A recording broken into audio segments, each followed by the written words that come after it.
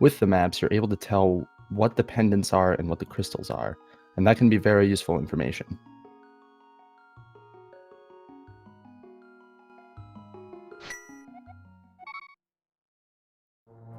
And it looks like our runners are off. Gloves in the chest in Link's house. Good start. Yeah, and we see CeroX going for Uncle Starts, and we have just a map in the Sanctuary, so that's good for information at least. It's not too much progression.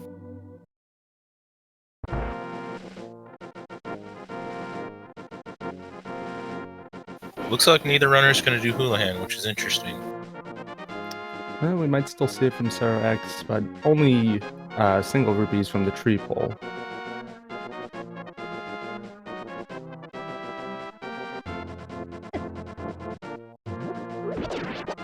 It doesn't look like Uncle has anything too exciting today. We'll see what's in the chest over here. Ooh, small key to Castle Tower. That's not something you really want to see this early. Alright, now we're going to be getting our first look at the Lumberjack Cave. Let's see what we got on this ledge here. It is a compass.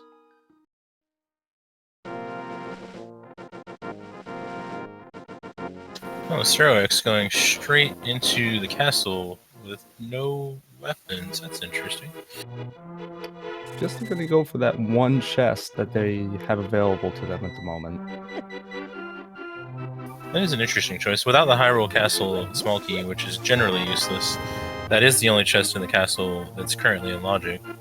So if they skip the ones in the bottom, for now they're not in logic, so they wouldn't have progression. So I guess that's a way to go about it. And we have blue mail in the forest and a heart container in the thieves drop, so just some protections over there. And it's save and quit after the thieves drop there. Interesting choice. Looks like d2kemps is probably going to go do the Houlihan. Yeah, that's a pretty favorite setup for, and look, CeroX is right behind him. It's a pretty favorite setup for Keysanity, though. Or he could be going to the back of escape, maybe. However, neither of them have bombs, so it's looking like Houlihan.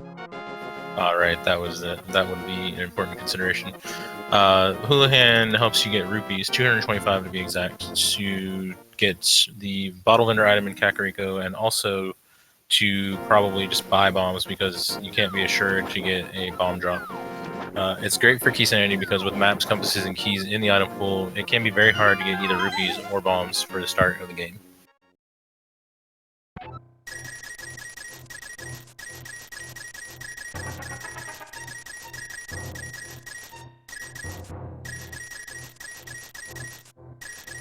Alright, now that our runners are loaded up on rupees, looks like CeroX is going to go the south to north route through CAC, and d2kemps decided to make a run towards eastern, it looks like.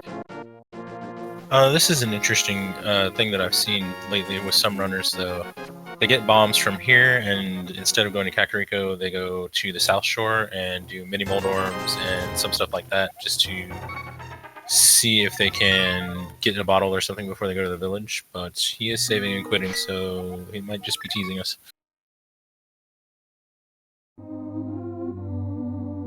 Maybe just getting bombs so that he doesn't have to go from the south and he can just sweep everything from the north. I'm not sure. Oh, for escape. I see now. I got you.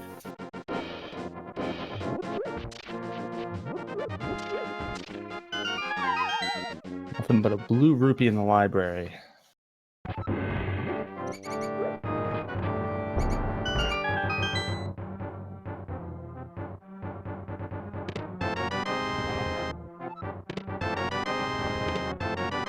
Okay, so some nice stuff in the back of Escape Bow. It doesn't unlock too much right now, but it is nice to find because that can be in a lot of weird places. And the small Thieves Town key. So if they go into Thieves Town with the hammer, they can full clear Thieves Town and not leave that chest behind. And also that puts everything in the logic, in the back in the logic. If they find the big key, which if they didn't have the small key, would only put one thing in the back. So that's a very nice thing to find early.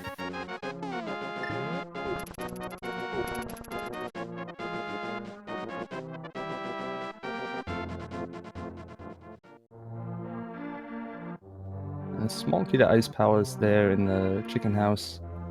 That can be a useful small key if you head into Ice Palace without the hook shot. It saves a little bit of time. Yeah, it's not necessarily required for practice if you're good with all the bomb jumps, but it can be very convenient, and it also can tell you a little bit about the logic as far as what might be available. And we also have red mail and a sword in the blind side, so that's pretty nice. And was that the big key misery mire on the bottom vendor, I think I saw? Yes, I believe it was. And Mitts in Cackwell.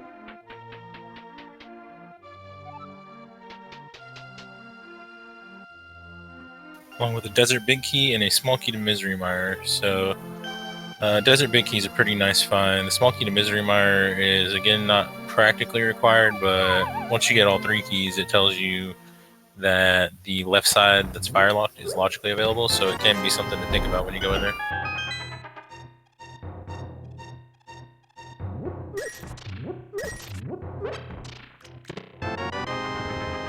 And it seems like with this setup, it could be a trolley hammer, because all they need for the Dark World access is the Moon Pearl.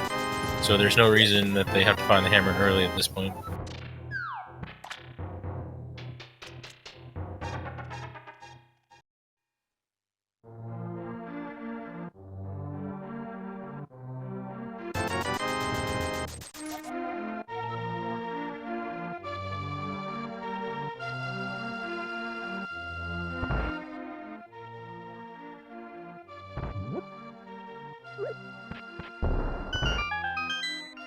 Now we're just seeing the runners kind of retrace what the other have done already.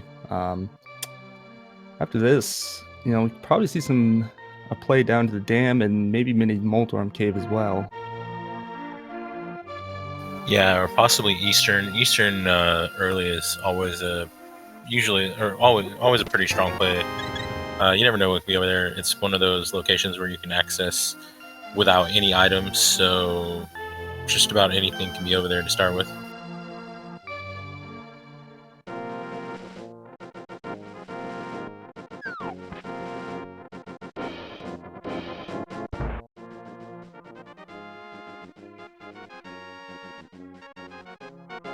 I see CeroX possibly going for back of escape right now.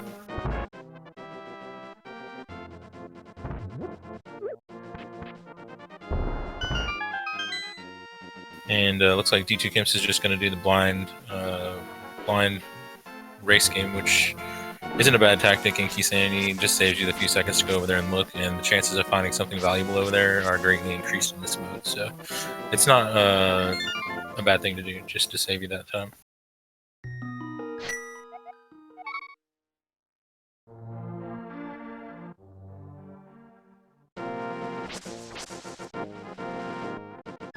And with the sword in hand, d2kemps is now going to go right into escape and start clearing that out while we see CeroX going down, doing the dam and mini Moldorms.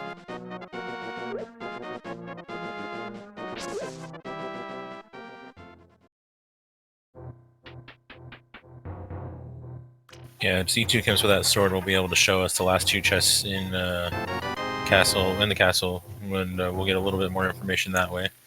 And here in the dam, we have just a fighter shield, which, some people are just kind of about, but I'm not bad. I'm not too against the shield upgrades, because the fire shield in particular can save you a lot of trouble on blind. So it's at least nice to have that one if you can before that time in the game.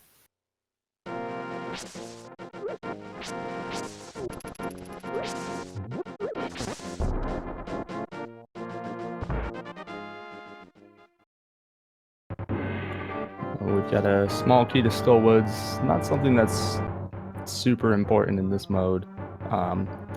It can be useful if you want to save a key from getting a key with Gibdos in Skull 3, or in Skull 1 you can not do the left side drop down, but overall it's kind of a worthless key.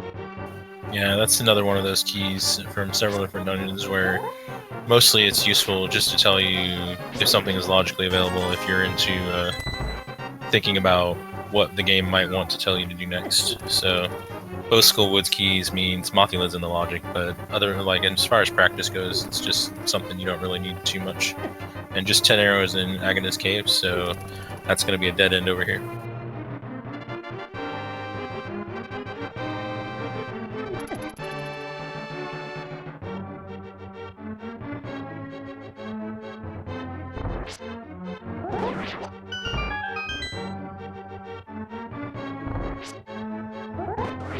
We see, boots in the back of bottom of Escape. That is a very nice find. Meanwhile, we've got CeroX heading over to Eastern, or at least to Hospitala, to maybe give us our green pendant check here. Yeah, and it's interesting, as discussed before, the boots are not technically in logic right now, so they won't necessarily lead to our Dark World progression, but it might be interesting to see what they do bring us with the Bonk Rocks and the King's Tomb now on the table. And we've got a green pendant Ice Palace today.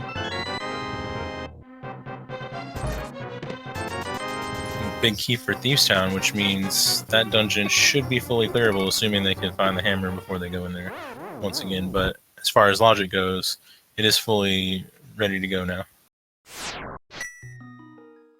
And d2kemps doing the Death Warp to go check out that dark sewer room, just to be completely done with Escape, which is always nice not to have that feeling lingering in the back of your head. Yeah, and this room is a little bit easier to do with boots because you can just sort of use time dashes to get where you need to go.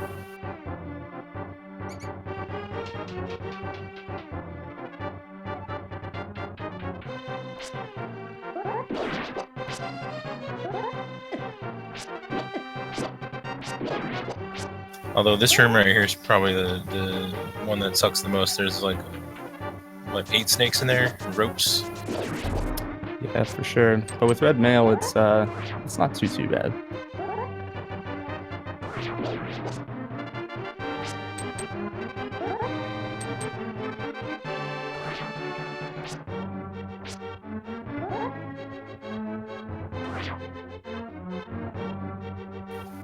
Okay, so far nothing in Eastern. Looks like d2kemps is struggling a little bit to find this chest, which can be one of the harder parts of this particular dark room. Gets it, and it is just a heart container. But we do have our first bottle over in Eastern, which puts Sick Kid on the table now.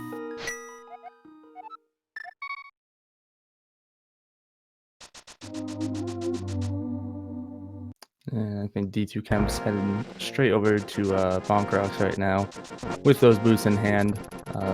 Good play early on. Yeah, it'll be interesting to see what we can get out of these. CeroX still going through Eastern, about to get... Ooh, the mirror. That is a very nice find. So if d2kemps were to sequence right there, which is doing the dark room to the old man, he could actually head up towards Tower of Hera right now. Yeah, this is true, and actually the mirror is still sequence broken, so that it can be a little bit dicey to get too far off sequence, but I mean, at least as far as items go, but sometimes it can really help, so it'll be interesting to see if he knows, if he's keeping that in mind, that that's not technically in the logic yet.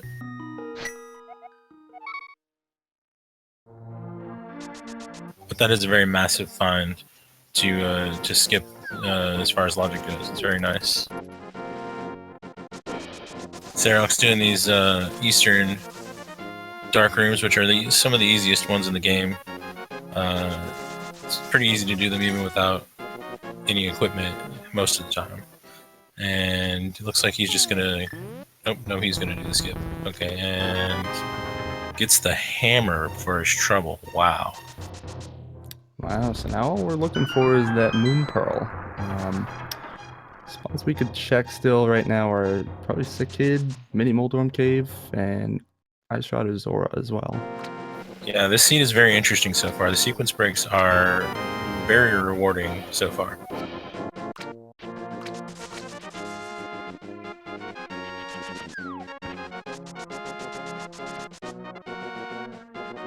It'd be interesting when we find the hammer and see exactly how far down the rabbit hole the game wanted them to go before they actually had lamp.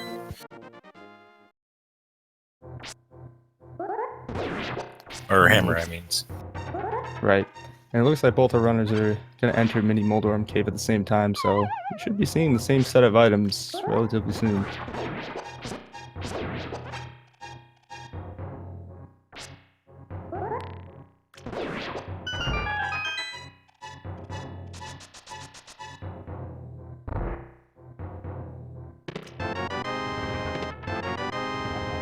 Alright, well there's the Moon Pearl and our Dark World access, and also the most valuable map in the game, the Hyrule Castle map. Gotta love that map. See, now you can find Zelda. Looks like CeroX is going to go straight to Ice Cave, and d2kemps probably going to go straight to the Dark World, looks like.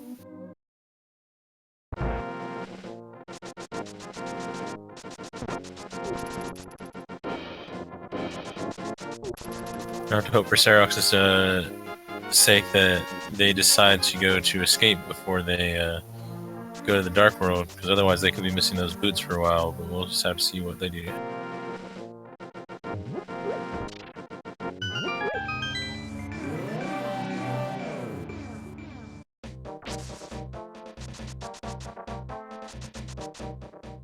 And small key to Ganon's Tower, which isn't strictly useful, assuming that they found the big key without having to go into Ganon's Tower. Right. Just saves them having to grab that small key in the hammer room in basement. We get our first look at Skullwoods over on d2kemps side. It looks like CeroX is going to go set up the fake flipper here. It's interesting, he does have enough money for Zora, and he does have the Moon Pearl, so he can continue a sequence break and get the Waterfall Fairy Cave here.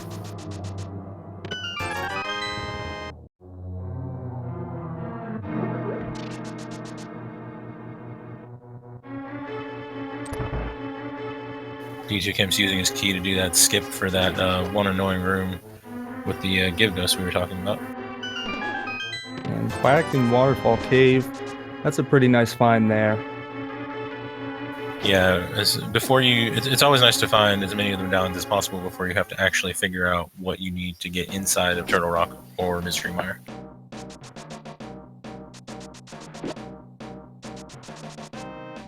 Just look like an arrow upgrade, or maybe just arrows on the Zora ledge, but we'll see whether Zora is paying out today or if he's just going to give us a life lesson.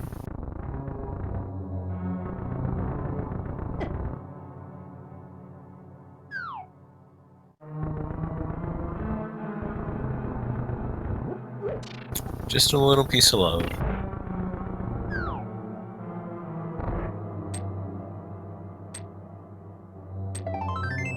And looks like Skullwoods did not have too much of interest in it today. So it looks like CeroX is going to go get their Dark World access. Probably over in over near Swamp so that they can check out Hype Cave. Yeah, it's actually interesting. Each runner did a separate sequence break to get a very nice item. So both of them have an interesting advantage over the other in different ways.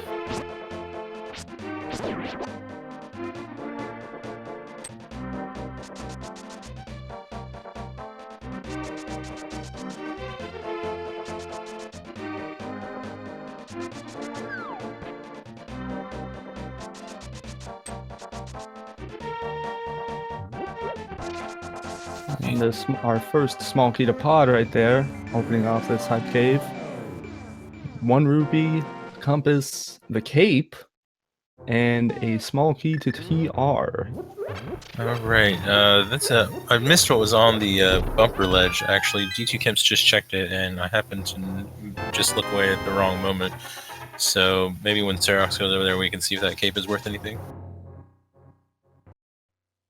Now they do also have 1 small key to Castle Tower as well, so maybe there's something in there. And we see Swamp and Palace of Darkness are 2, 5, and 6 crystals from the bomb the bomb guy today.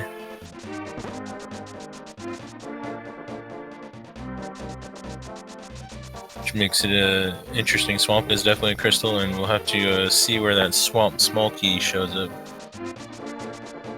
It looks like chat is saying that the lantern is on Bumper Cave. So I didn't expect you to go too far to get hammered today. Small key to Desert Palace on the Stump Kid, which is pretty handy for once you first get access, being able to clear those 2 items out and not having to come back.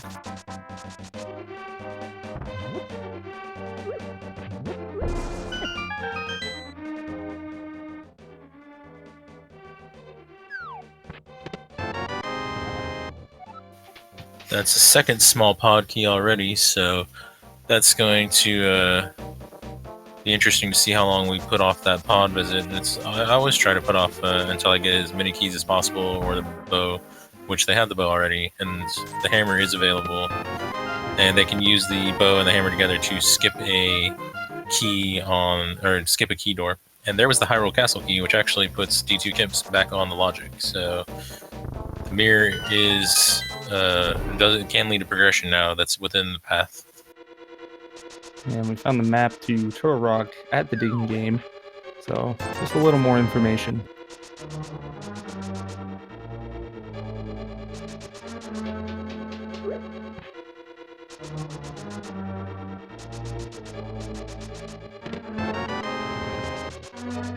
Alright, and there's a bottle for d2kemps, and he does have the mirror, so he should be able to just pop right out and mirror and check the sick kid. Which I don't believe CeroX did yet. I don't think so, and since they never got those boosts or went to Bonk Rocks, we won't be seeing it on their side for a little while.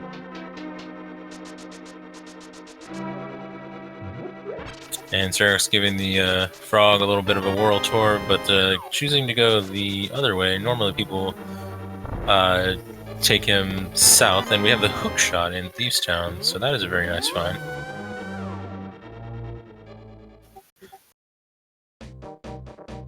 Unfortunately for CeroX, if he chooses to go north to check the Bumper Cave, he is not going to be able to get his lantern with the frog following him, I believe.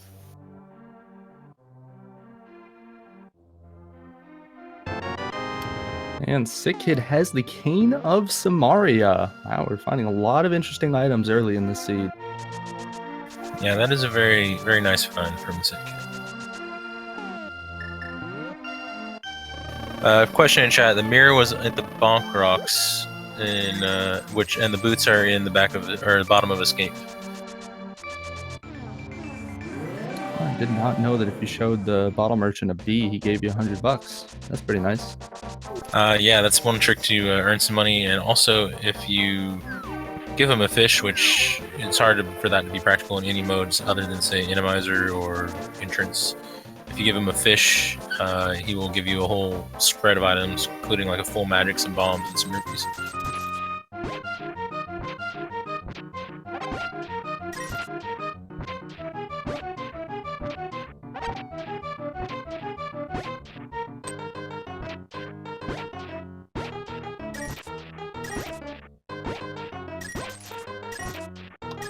d2kemps about to pick up their TR map, and we're gonna see what kind of smith we're gonna get today.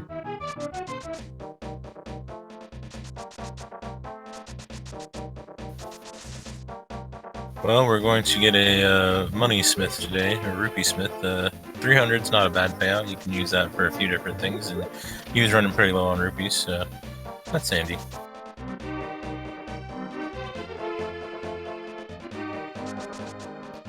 With the mirror, d2kemps is gonna be able to do this a lot easier. Won't be required to save and quit with the smith, and we'll pick up the 300 pretty quickly here.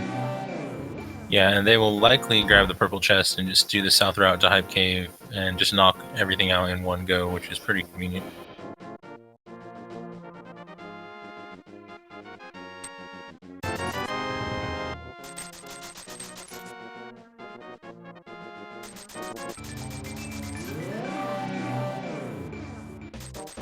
Meanwhile, it looks like CeroX is going to go up to Skullwoods And here's d2kemps grabbing that chest, so we'll get to see a few more checks over on their side.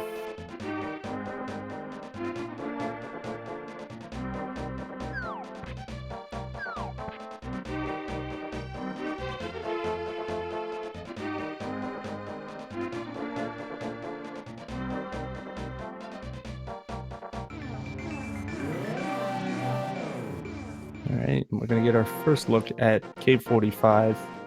With the mirror, this is accessible. Unfortunately, CeroX does not have that. And it's just a few bombs. And we know the desert small keys at the stump kid, so at this point the new information we'll be getting from d2kemps' side is what is in the purple chest when he gets to the end of this chain. So it'll be interesting to see what item is going to be evading these runners the most, because we do know that Keysanity likes to hide things in strange places or behind very crazy item chains, and it'll be interesting to see if we have one of those today where they drag them to one side to go get an item from the other side to go back to the one side.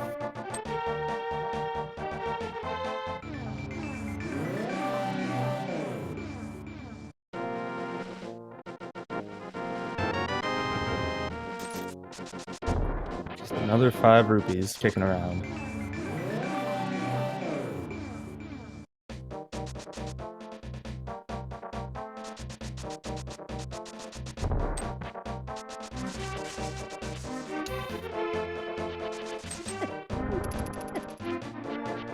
So while we're just watching these runners go back over some of the same ground, I want to give a shout out to our tracker today, KKK the Egyptian.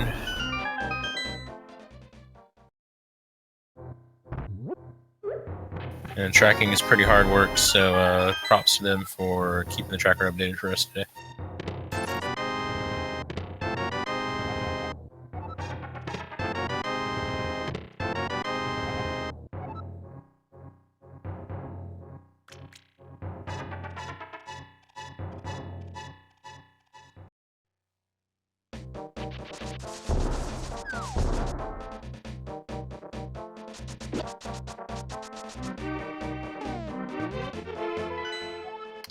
Now, with being in this area, oh, looks like Skull and Thieves are both crystals. Very interesting. So being in this area, you gotta wonder if d2kemps is gonna make the early pod play. You know, having the bow and 2 small keys, you can do quite a bit in pod. Well, he's gonna have to go back around if he wants to do that, because unfortunately he hasn't picked up his hammer yet and he doesn't have any flippers.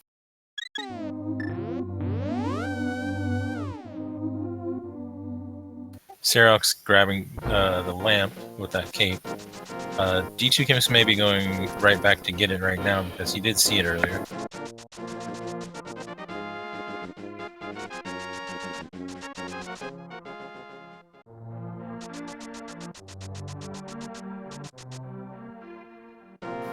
Sorry, I messed up our tracker's name, apparently. Forgive me, reading is hard.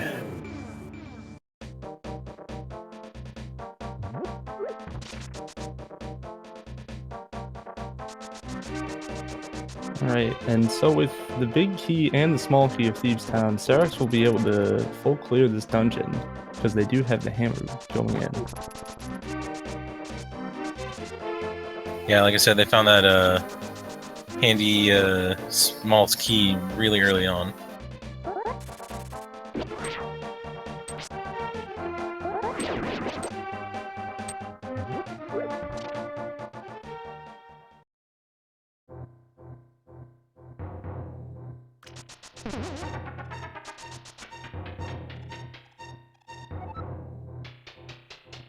And interestingly enough, with the lamp and the hookshot, we are more than likely going to see a Death Mountain play pretty soon, because there are a lot of items up there for grabs. And actually, even without the hammer, d2kemps does have the mirror, so they can get into Hera the other way.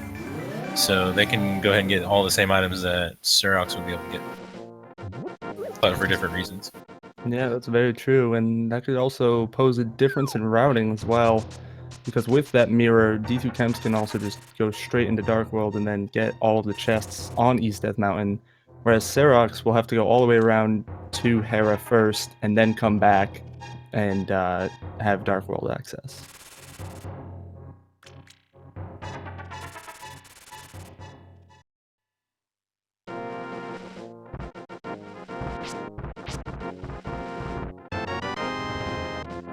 Just 20 rupees on the old man, but there's many items left to go up here, so I would imagine we'll see at least one or two good things come out of this check.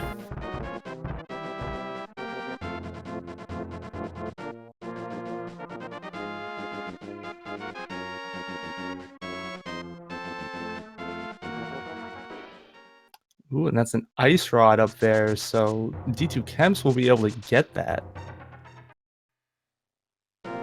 Yeah, it's always a nice find. It's a little bit early, so it's not, you know, trolling you. Even if you don't know for sure if Turtle Rock is a crystal, it's nice to have that off your mind. But we got the flute in the top of Thieves Town, so that is also a very nice find.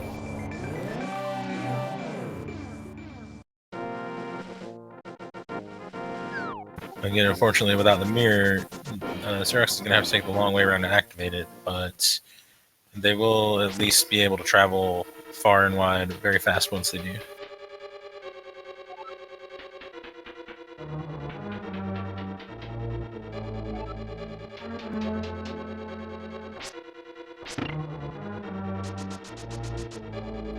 That flute could also provide access to Misery Mire as well, depending on what medallion we need to get into there. Yeah, that is true. With both the hookshot and the boots, we have both ways of getting in there, so it'll be interesting to see which medallion it is and if the runners choose to just jump right in. Which, if they do, with the lamp, and yeah, they do have the big key, they can get actually all 8 items in Misery Mire if they are feeling up to taking the boss on with the, you know, a little less equipment than normal. Which I wouldn't blame them if they did not, because Vitreous can be a little scary under the circumstances they're currently under.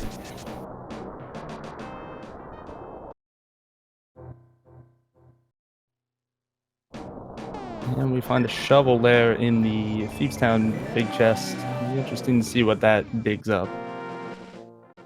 And we see d2kemps doing the mirror strategy to combine the light and dark Death Mountain checks, which can save you a little bit of time. It's pretty handy, since the mirror erases that block with the glitch. And first 2 items in Paradox Cave, not much to write home about. We'll see what's upstairs.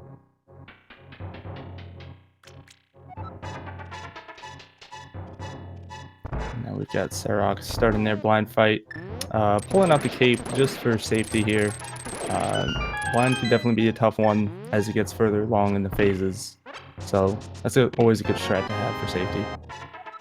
Yeah, 5 or like low heart blind. Ooh, they did not activate it in time, however, but they did have that fairy in a bottle, so that's very handy. Speaking of bottles, d2kemps finds another one over on East Death Mountain over there in Paradox Cave. Yeah, so 2 for him, I believe, but 3 overall. And CeroX gets blind down, very nice, for the 4th bottle, and a crystal.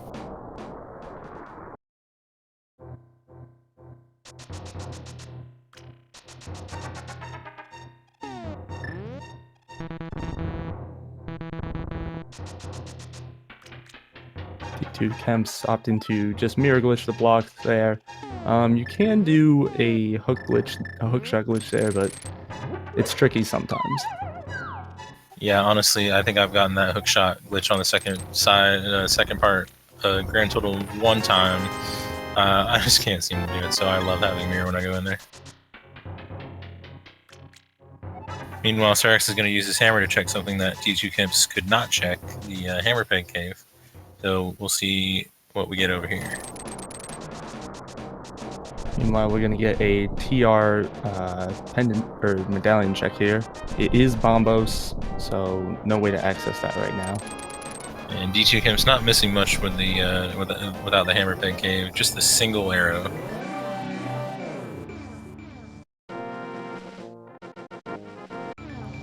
Chain of Berna on the floating island. It'll be interesting to see if he goes for that. He already has the cape, so technically he doesn't have a lot of reason to bother with it, but in some ways the cane can be superior. It does use a little bit less magic for the overall. But it might not be worth going out of your way for. There's our second TR small key and hookshot cave, blue rupee, bomb capacity upgrade, and a big key to Eastern Palace. Well, that will probably lead d2kemps to his hammer pretty soon then. Yeah, and with that lamp, he is on sequence for that as well.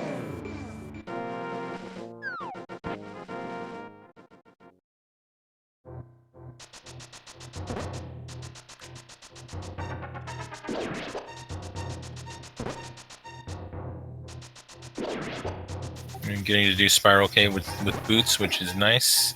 And we're getting a powder check. I actually missed where the powder was. Yeah, I missed that one too. Let's take a look and see what it is. It is another big key. This one's for Hera. Oh.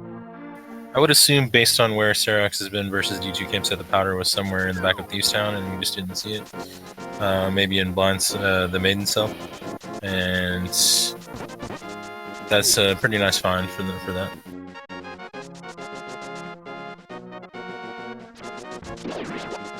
And our tracker is confirming that it was the Maiden Cell. I think that was the only one I didn't see in there, so that makes sense.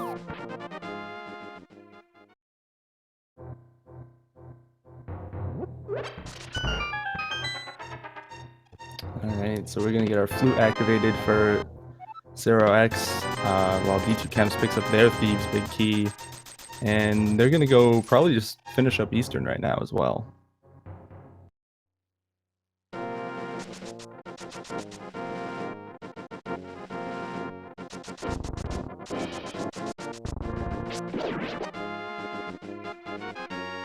Makes sense getting that big key to go straight there and do a dungeon that you can do.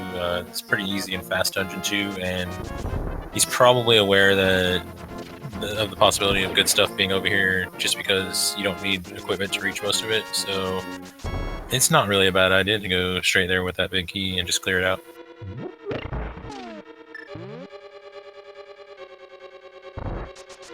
And he's going to like what he finds, and we'll just have to see what the big chest and the Armos Knights hold. They could also be holding something very nice.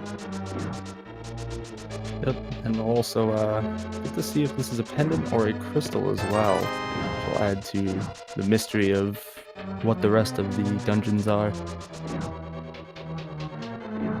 And it looks like CeroX is going to go ahead and check the mire area. Without the mirror, they can't do checkerboard, unfortunately, but they can get the medallion information. If it's quick, they could theoretically just go right in and get several items, and we can check the two in this mire shed over here. And I missed what it was. That was really quick. I believe it was Ether.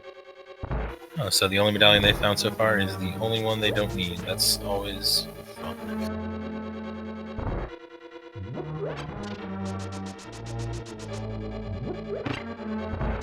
And a whole lot of nothing in Mire Shed there.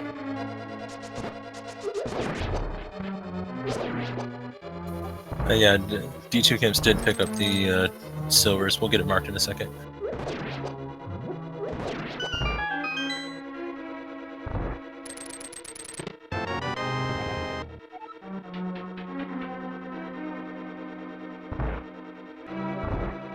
So he's about to have Hammer. That's going to be his third pod small key. Do we see a pod play this early?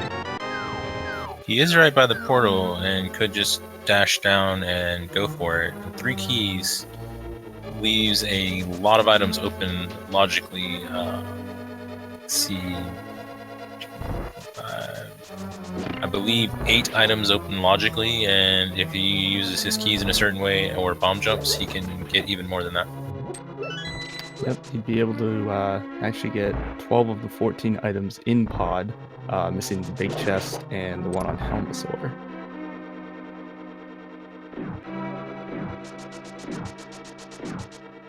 Meanwhile, CeroX is going to go behind where d2kemps has been and check out the mountain for himself. then we'll see where they choose to go after that. They'll get the Eastern Big Key. They may choose also to go right back to the Eastern area and defeat this dungeon, and maybe dive in a pod after that. And let's just see how long it takes them to get to escape where their boots and their mirror are waiting. Those are going to be two important items they're going to want to find sooner than later. Right, and CeroX might also elect to finish off Tower of Hera while they're up there as well, because they do have that big key to Hera. Yeah, that is something new we can get to see this time around.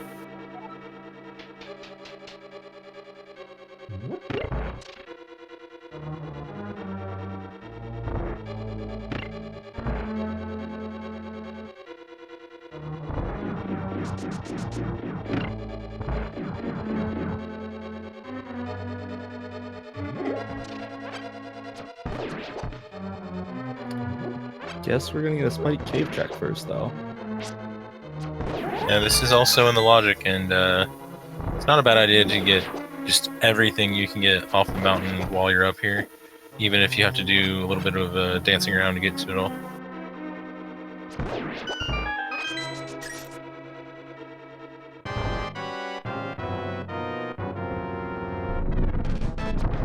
Although this is going to be a little close.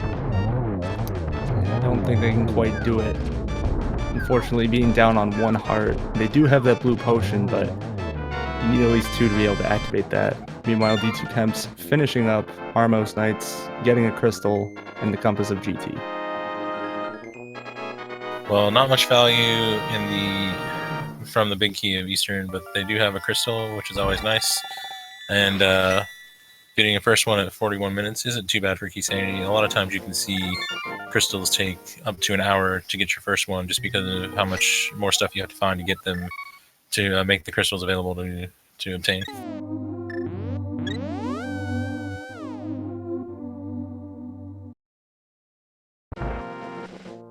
Looks like CeroX is going to go ahead and skip the Spike Cave for now, since it didn't really work out for him, and they end up using their magic. They probably don't want to burn potion just to even start it again.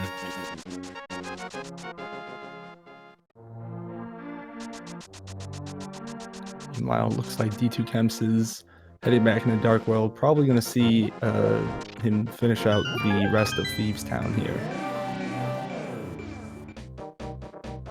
Yeah, it's always a good play to do the crystals you can. And he will find some good stuff up here in the top of it, in the dungeon, so he's going to be rewarded by doing so.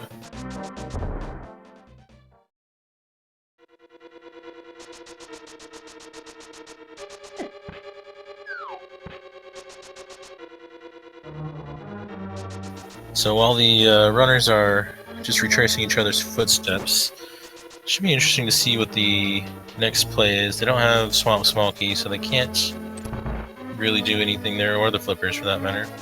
Ice Palace is not on the table yet. Desert Palace is actually on the table. They can at least dip in there because they have the mirror and the flute. Or they will, d2kemps will once he gets done with Thieves Town. So that might be something we'll see soon. And other than that, I think we're down to checking Desert and Palace of Darkness as far as dungeons go.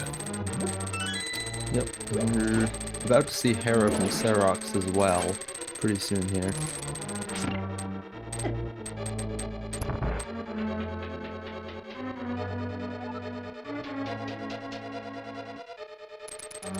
Yeah, depending on what we find up there, they could get taken in a different direction if we find some progression.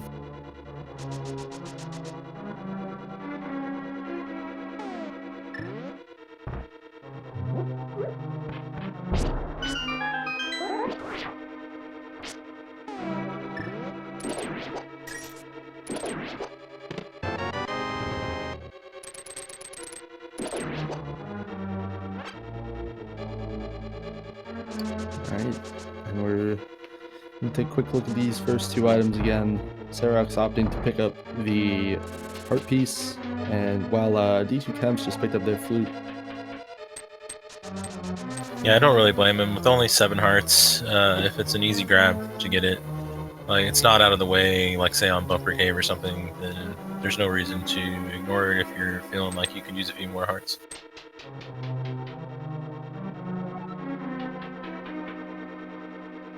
And d2kemps heading for their powder and their shovel. I don't think CeroX turned in the shovel yet, so we'll see if d2kemps chooses to turn it in soon.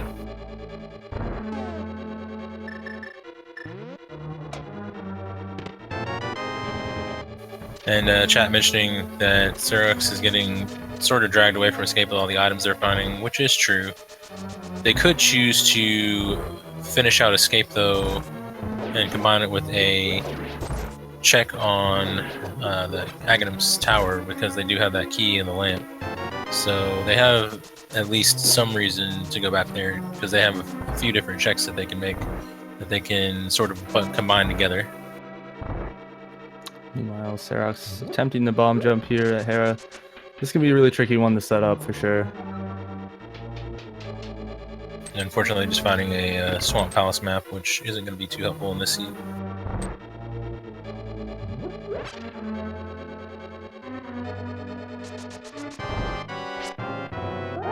Alright, so d2kemps entering their fight with Blind right now, while CeroX is about to go and take on the big shoulder arm. Yeah, no, it doesn't look like we know what Tower of Hera is yet, so this will be some more information to help us fill in the blanks.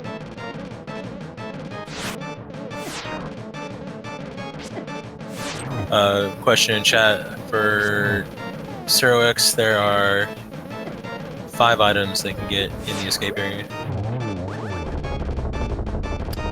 Way to use that smarter block there to finish off Blind by d2kemps, picking up their final bottle. Yeah, it looks like CeroX unfortunately took a fall down the middle hole as well, which is not fun at all.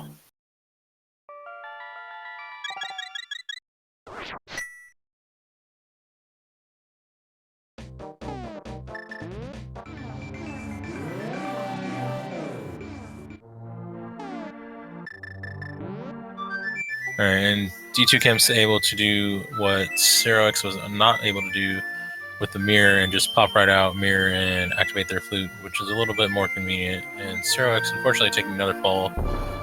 Trolldorm is in a mood today.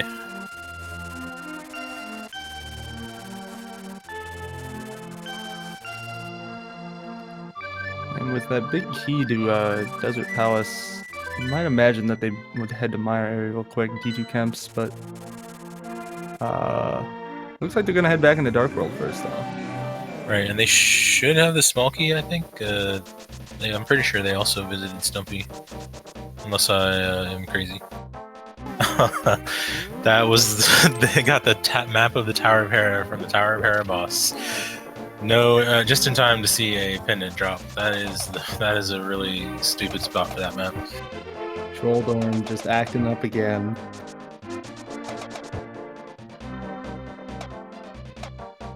d2kemps about to find the single arrow. He's not going to be too happy about that. And it didn't look like we really had much in the top of Hera, so unfortunately that Hera key seems to have been a bit of a distraction.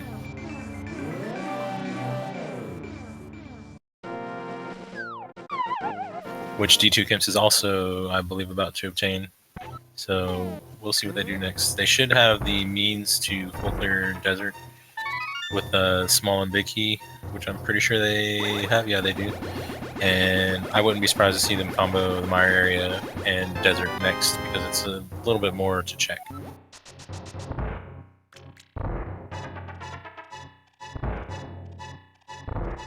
Meanwhile, CeroX picking up the silver arrows.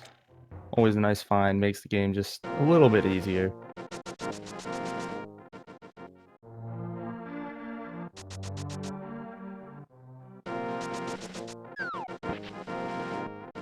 Looks like d2kemps is going to run straight down and check this shovel, which isn't a bad idea.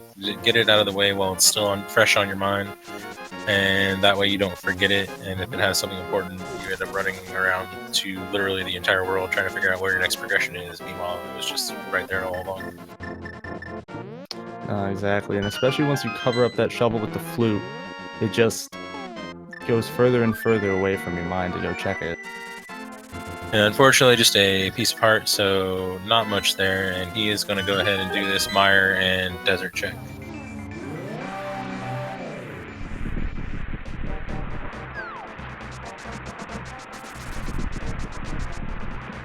And we should also get our first look over at Checkerboard Caves, see what's hanging out in there.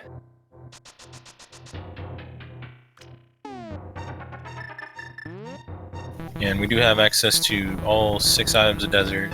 I don't remember what was on the ledge, but I don't think it was anything important.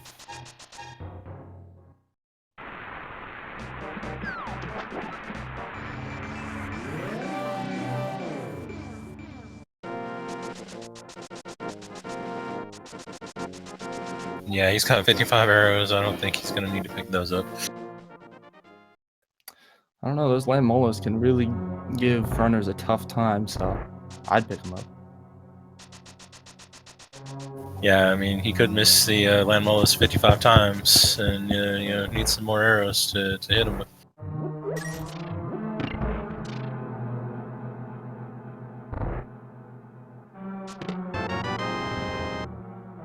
Ooh, and our flippers in the big chest in desert, so that gives us access to first chest in swamp, as well as giving us the option to head to Ice Palace, but we can't do anything there yet. And the interesting thing about that first chest in swamp is in version 27, it used to have a very high chance of being the actual key for swamp to let you into the rest of the dungeon. And then if it wasn't that, it was just nothing. But they have changed it now so that it can be progression. So you can, in fact, be forced to go into the front of swamp to get just the first chest, or sometimes the second chest, and then go find your progression elsewhere, and then come back to swamp later, which is an interesting twist on that chest. I've actually been burned by it twice already in the tournament, having to go into swamp, double dip swamp. But I think it's kind of an enjoyable little twist to swamp. And we found bombos in desert as well, so desert really paying out.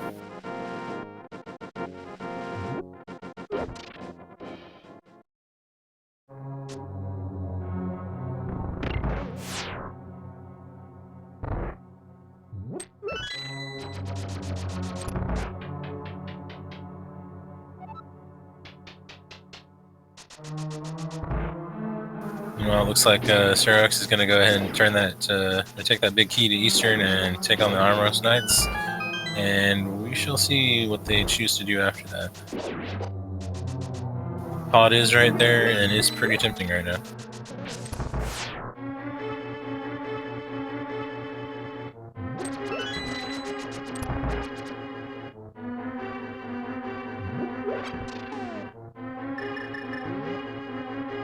So d2kemps about to run in here to the land molas. Silver arrows should be pretty fast and easy fight for him with those. One hit with each silver arrow.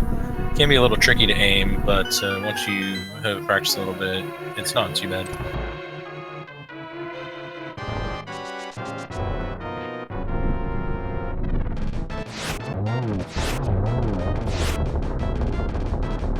Looks like he kind of forgot he had silvers there. Was firing off double arrows, those first two, but cleans it up nicely. Great fight by d2kemps on Lamos for the heart piece. And the other pendant. So now we know that Desert and Tower of Hera are pendants and Ice Palace, and then everything else should be a crystal, which we... Actually, I think everything was already... Yeah. So Misery Mire and Turtle Rock are crystals.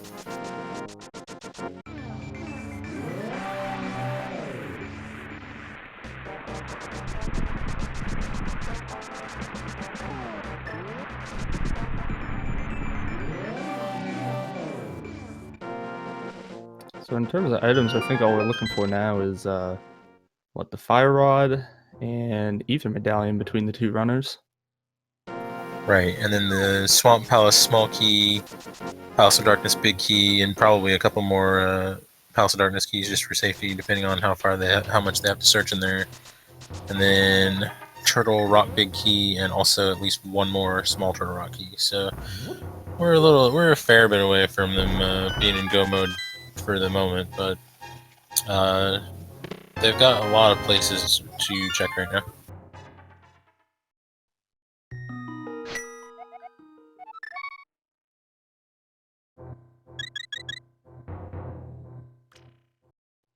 I'm not sure, but I think d2kemps just skipped out on the checkerboard cave check.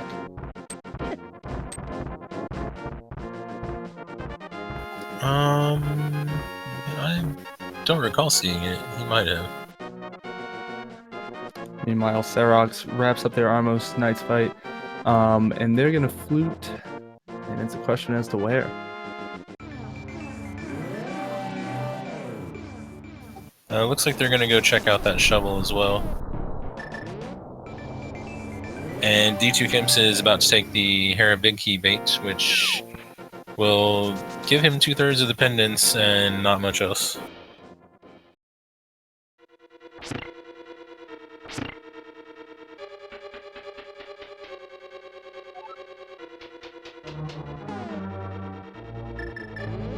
So it seems right now that our fire rod is being one of the more elusive items as far as access goes, and also the ether medallion. It should be interesting to see where those two things show up. The keys that we're missing give the swamp big key, the swamp small key that we're missing is probably the one that gives the most access overall of the keys that we're missing. Oh shit. Looks like we're getting confirmation in chat that the checkerboard cave was bombs. Okay, so it was just a real quick check and he missed it. Gotcha.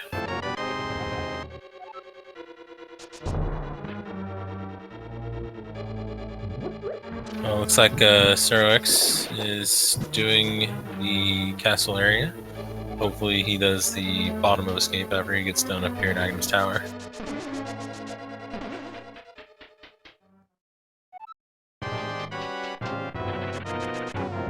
And the Silvers do make pretty quick work of this first part of Aghanim's Tower on those 2 ball and chain card. Finding the map to Ganon's Tower, so now you know where to find Aghanim 2.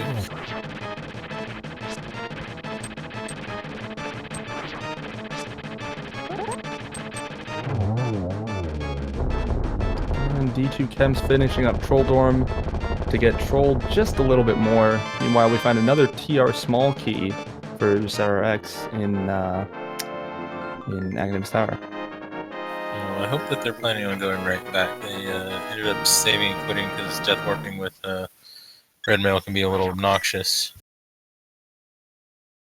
And it looks like they are, so they should get their boots fairly soon, and then their mirror not long after that.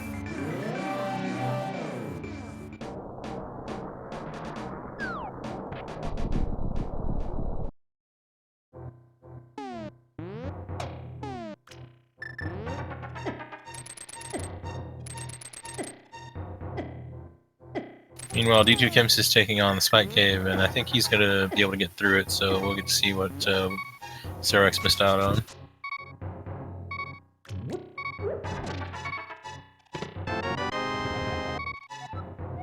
Just a compass, so CeroX does not actually have to return there. I mean, they may end it anyway, depending on how far they have to go to search for items, but at least they're not missing anything right now. And so right now, we've got access to 3 more dungeons. We've got one to Pod, Ice Palace, and Turtle Rock. Alright, Bombos does give us some Ice Palace access. They don't have the big key. I believe they should have a small key, both of them. But the Bombos and the small key does give them logical access to 5 or 6 chests, I believe. I think it's 6. CeroX with the boots. Yep, rage slashing there on the chest. And with those 4 bottles, d2kemps is just gonna fill up on all the potions he can get. Yeah, he may actually be doing an Ice Palace play based on him getting potions. Yeah, I think that green potion might have been just for that. Although he is just going to the Dark World, so maybe not Ice Palace just yet. Did anybody ever check what was on the Hylia Island? I think someone did, but I don't think it was anything important, as far as I remember.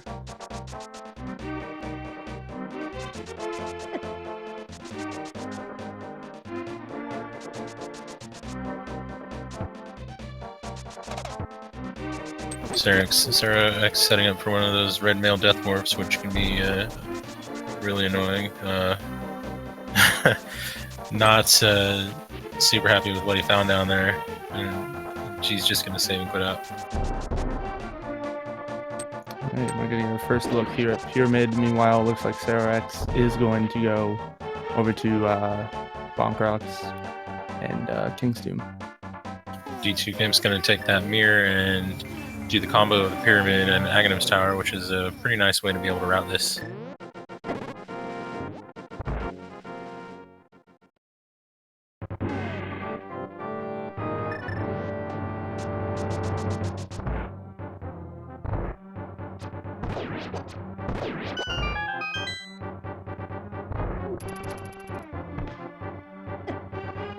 These guys in the second room can be pretty annoying because they can run way faster than you can walk, so once they start jumping all over you, it can be a little hard to shake them.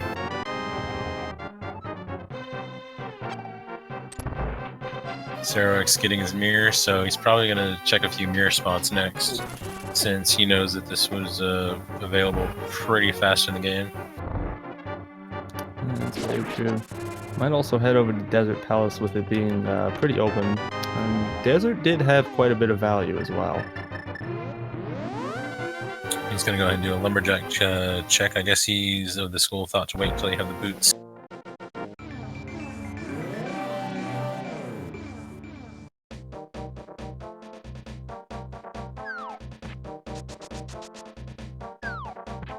Question in chat, no, Aghanim is not required.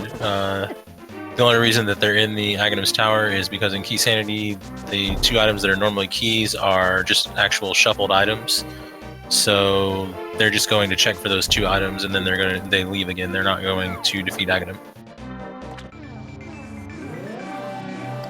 d2kemps did not choose to fake Clipper earlier, so he's going to go around and check the hobo real quick.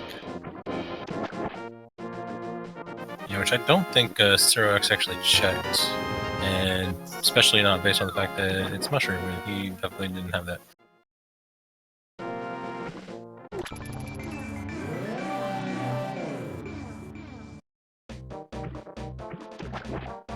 And CeroX in the Mire area gonna get their flippers and bombos from Desert here soon, and also get their second or third pendants.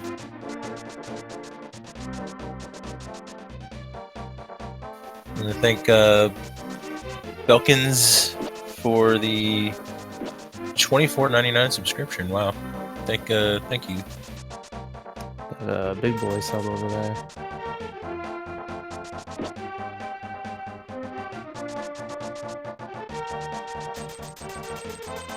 d2kemps, meanwhile, is going to make that play on Palace of Darkness.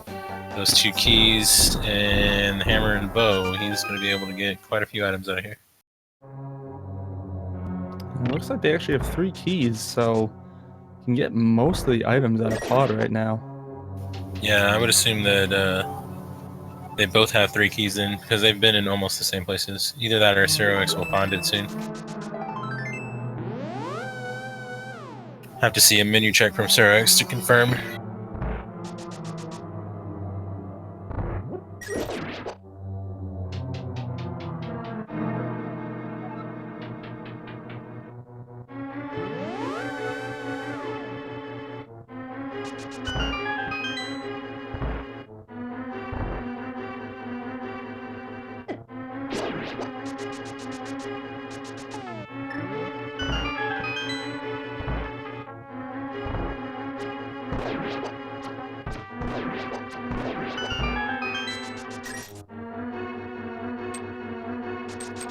With this being our first look at pod, you have to wonder what kind of items d2kemps is going to find in here.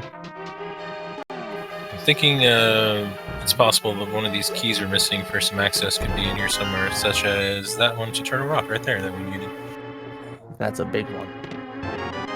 Oh, and we forgot about swords. They're still been on the Fire Sword all this time. So Master Sword's also a nice pickup. Lots of value so far in pod. Let's see if it'll strike with a few more items here.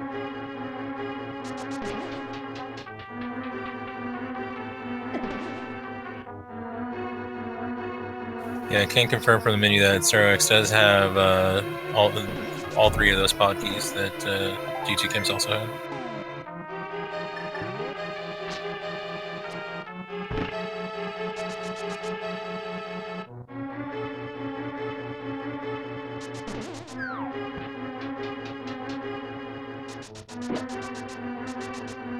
Alright, so here we're getting to the back of the dungeon.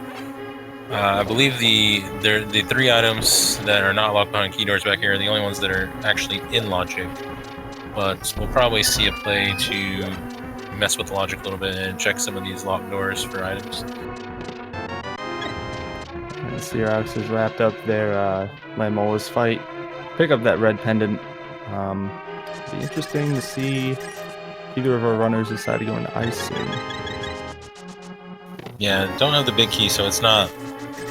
So as of right now, they might not be thinking of the pedestal or anything, but with that small key, there are quite a few items available, and we did just see the fire rod on d2kemps' side. So Pod is really paying out. And we got another small key to Ice Palace, which is interesting. That's actually not in the logic yet.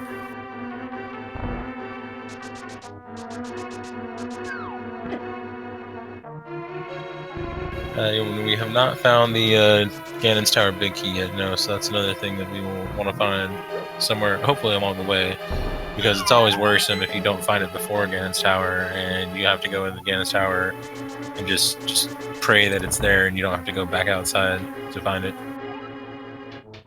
So CeroX decided to make the play to Ice Palace. Meanwhile, d2kemps, following the logic, skipping the big chest, and there's two chests in the dark maze.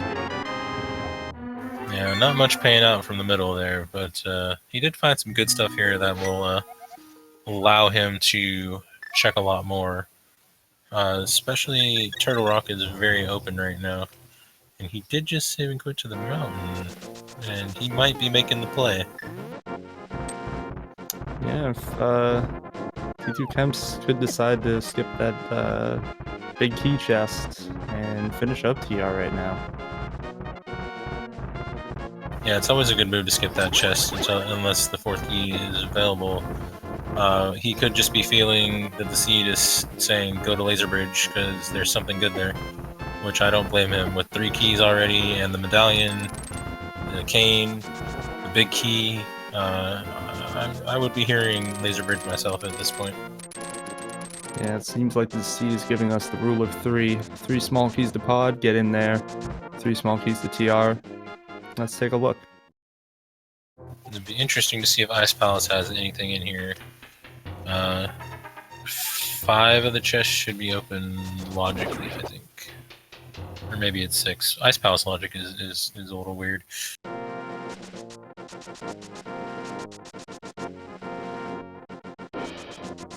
I'm gonna go with 6, I think. Everything but the big chest and boss.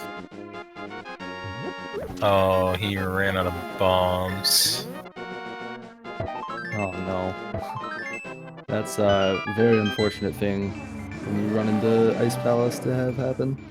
Yeah, and if he chooses to go back in, it's a lot of backtracking to inside of a pendant dungeon even. So that is, oh, that is so unfortunate. That is, you hate to see that.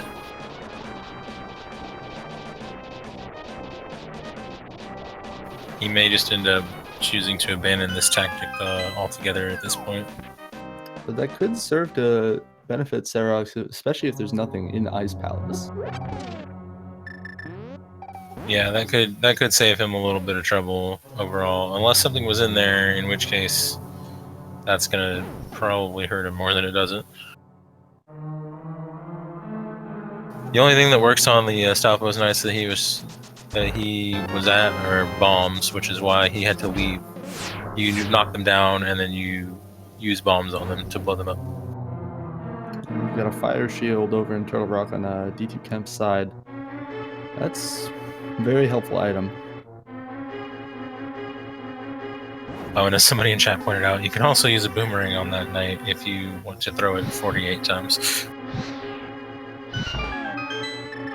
I mean, you could. which I would probably just leave under those circumstances anyway. But yeah, I did forget that for a brief moment. Yeah, it might be just a little bit faster to leave, go get bombs, and go back in.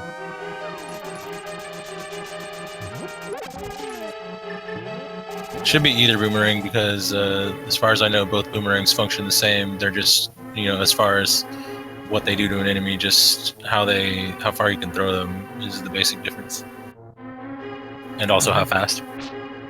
And looks like we found a second GT small key on that Lake Hylia Island. Oh, so I don't think anybody checked that before, because if d2kemps knew there was a key there, he probably would have gone for it. Oh, that's right. I think he did go down to that area, but he went down there to get the bombs.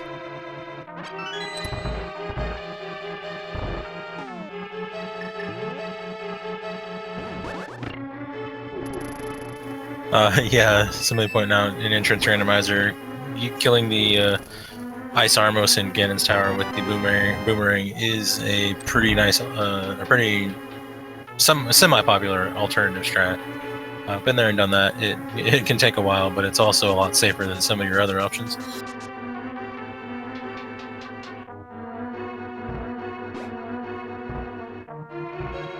And just a bomb capacity upgrade from the Witch Hut.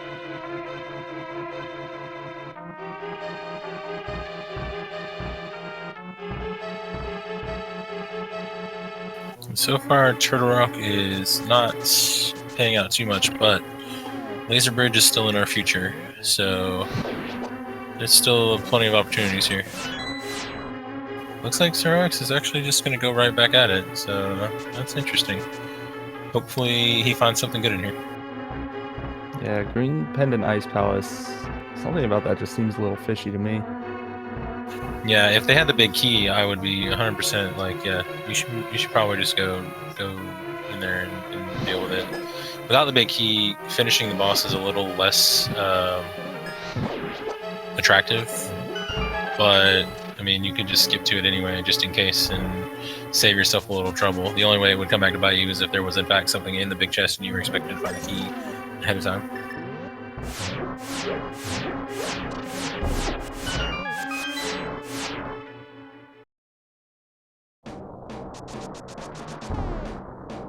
I'm gonna get a mimic cave check here. One of the less convenient spots to reach in the game. It's technically separate from Turtle Rock, but for the most part, you can just include it as part of Turtle Rock's items.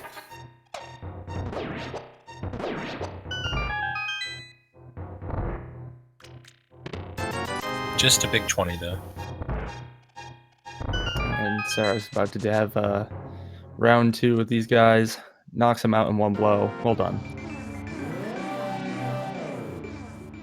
And then he's in this other fun room. Avoiding these spikes in this conveyor room can be a little tricky. You gotta be a little bit careful, because if you start bouncing off of one, you can knock you into another and just sort of spiral. Alright, setting up for this Ice Palace bomb jump. Here we go.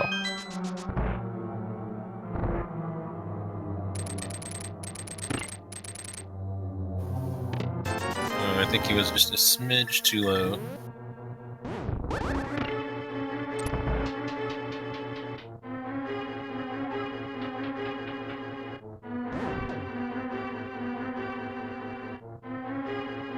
There we go.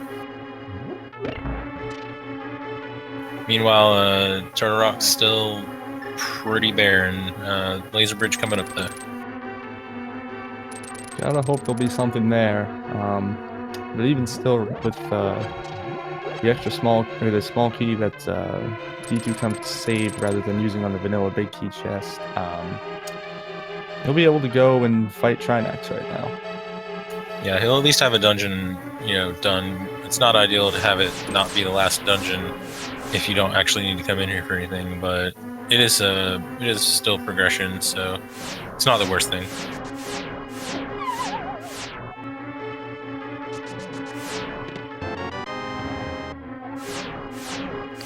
Palace of Darkness. Oh, sorry, go ahead. No, that's okay. That's our 4th pod small key. Okay, it was very worth coming in here. Swamp Palace Small Key is a very necessary key in this seed.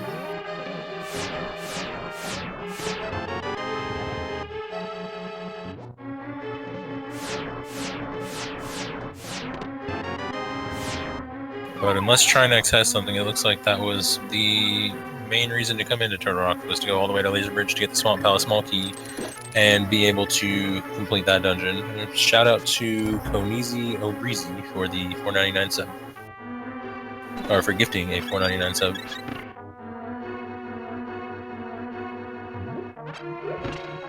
And there's the GT Big Key and Ice Palace. Okay, well, it seems all too familiar. Very, very good thing to find in here. And if d2kemps manages to go into go mode without ever going near Ice Palace, if there's nothing else in here, that could be a very interesting situation.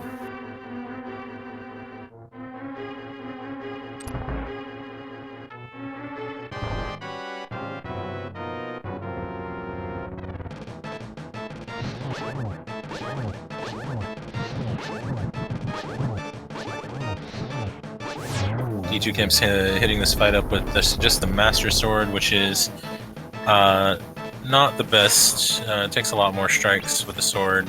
Sometimes it's better to just do it with a hammer in this situation, because the hammer is tempered damage. I believe he has potions though, so he's probably just gonna go about it that way. Just do it with the sword because it's a little bit easier, and then use the potion to supplement his magic. And there's our Ether Medallion from CeroX, so I think we're in no mode right now, aren't we? Let's see, are we missing any big keys? I guess Pop. Yeah, we still need the Palace of Darkness big key, but that is the last thing. So Ice Palace is a necessary dip to complete the seed, so d2kemps will be there at some point as well, so the Ganon's Tower big key shouldn't troll him too much. CeroX expressing his displeasure on being unable to open the big chest there. Alright, we're on to phase 2 of the Trinex fight here. The big boy himself. Looks like CeroX is just gonna say, go ahead to Coldstone just in case and get that green pendant. Yeah, in this mode, that's always a safe bet to just do it. I mean, you're already there. Might as well just finish the dungeon. Alright, d2kemps gets Trinex down. Very nice. And let's see what he has for us today. Another Pocky. That's also pretty worth.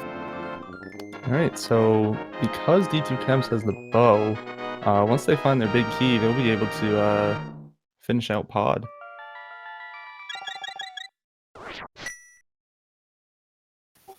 So, Turtle Rock early was pretty valuable. I wouldn't honestly be surprised to see them go to Swamp with that small key. 10 items there, that's pretty valuable. A lot of things to get.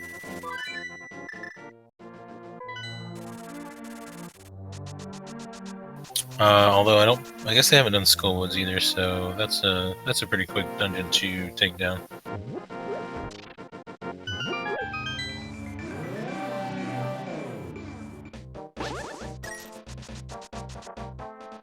CeroX trying to do this fight with only the fighter sword, unfortunately, and no fire rod, so they're forced to use hammer strats. I'm not sure how many potions they have on hand right now. This can be a little tricky. The hitbox is a little weird. You're much better going from above. And he's already got one of them down, which makes it a little safer, but it's getting a little dicey, it looks like, so he's gonna try for sword spins to be a little safer.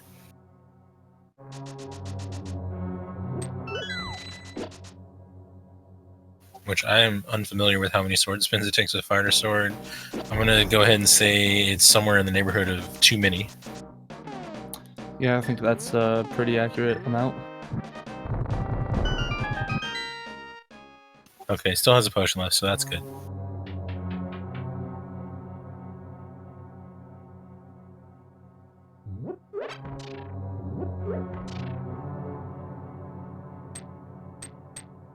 Alright, we're on the back end here. Only one left. Oh, there he goes. Down. Very nice. Well done. That's a very tough fight.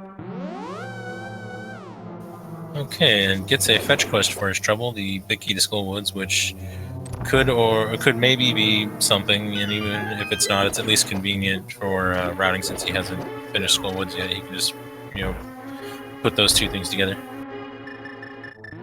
Yeah, and with CeroX still needing to get the Fire Rod out of Pod and needing to go to Skull Woods, you might actually get to see a blind pull of the pedestal today.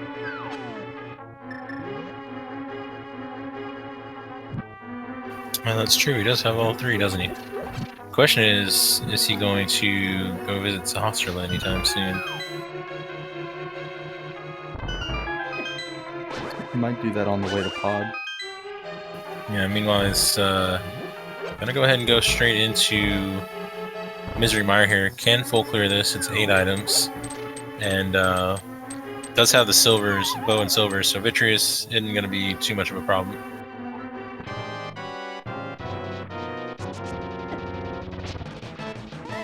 And speaking of bosses, d2kemps getting started up on this Mothula fight. Master Sword, Fire Rod, so 8 hits between the two of them.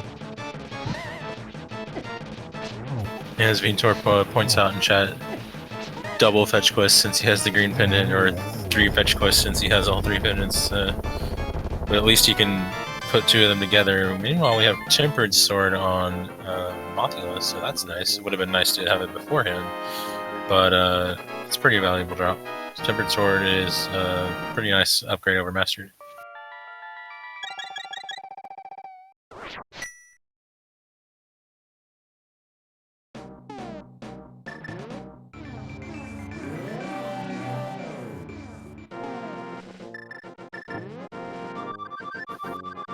Unfortunately, d2kemps missing that 3rd pendant, so we won't get to satisfy our curiosity about the pedestal just yet. He is going to turn in this mushroom, though. Yep, he'll pick up his bomb capacity upgrade there. Meanwhile, we're getting a good look into Mire right now, which shaking it off with some bombs. Yeah, he came in here with a key, I believe. Keysanity routing Mire can be a lot nicer because instead of you know that all 8 items could be valuable, so instead of going back and forth to different areas of the dungeon in hopes of not having to do the big key chest, it's usually better to just go straight left to right, start on the fire side and work your way over. And since he has the hook shot, he can use a strat that works pretty well for Keysanity, and just do the bridge chest last by hook-shotting over to it on his way to Vitreous. All in all, the routing for Keysanity and Mire is a lot cleaner and easier than it is for, say, Open. So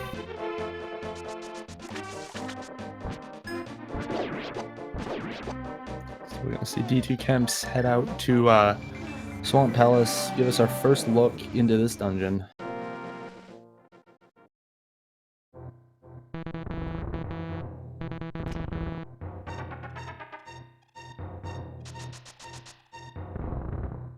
Yeah, CeroX found a lot of stuff. A lot of the stuff they found inside of Ice Palace.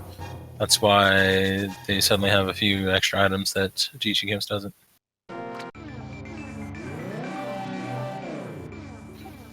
And yeah, the hookshot thing is pretty much a new strategy that works a lot better for Keysanity than anything else. I don't know if CeroX is aware of it, or if so, if we'll see it, but it's pretty handy. It's very nice.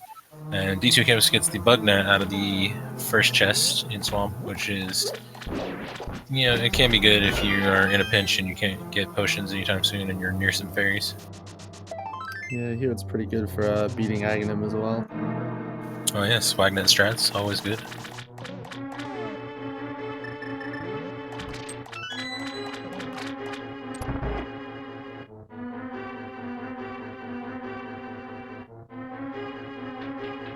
Just $50 in the big chest, and a compass over here, so not much going on in Mire just yet. Of course, we are only looking for that one item, I believe, so not much else we can find would be too interesting. There is the 4th Turtle Rock key, so that will make CeroX able to check the big key chest in Turtle Rock. If that happens to be big pod key, that could be a pretty big advantage.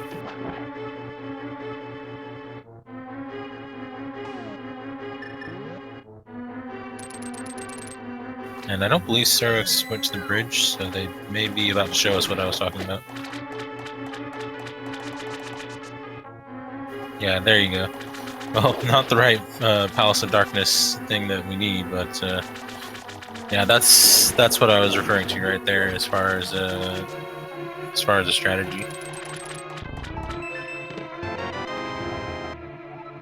Yeah, definitely a big time save, especially in Keysanity. I actually tried doing that in open the other day and didn't work too well because a big key was in that chest. Oh man, yeah, it can be a lot harder to pull off in any other mode than Keysanity, because in Keysanity most of the time you're gonna have the big key and you're looking for something else, so you just route all the chests in a lot different way than you do in open. d2kemps getting ready to set up left side of swamp, and in the normal modes you're not gonna see too many people head to left side if they don't have to, but in Keysanity it seems to be a penchant for having important items over there. Yeah, I've seen a lot of value in left side swamp lately. There's it's dangerous to skip anything really in Keysanity if you're nearby and you're still missing several items, which d2kemps is. So skipping things is at your peril in this mode. Meanwhile, we get a very nice and quick fight from CeroX with the silver arrows on Vitreous, and just a piece of heart. So the answer was not here, unfortunately. Very clean fight, but maybe let's see with the items they have. I mean, realistically, they could do the TR dip, but it seems like pod would be the safer option. Meanwhile, d2kemps picks up their butter sword. Yeah, not progression, but nice to have at least.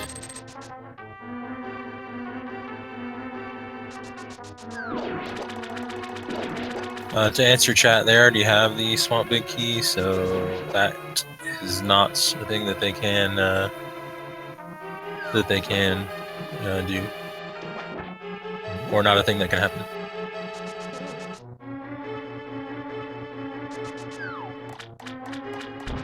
However, the other part of Pod Big Key being inside of Ice Palace Big Chest could theoretically be possible, I guess, depending on where the Ice Palace Big Key ends up.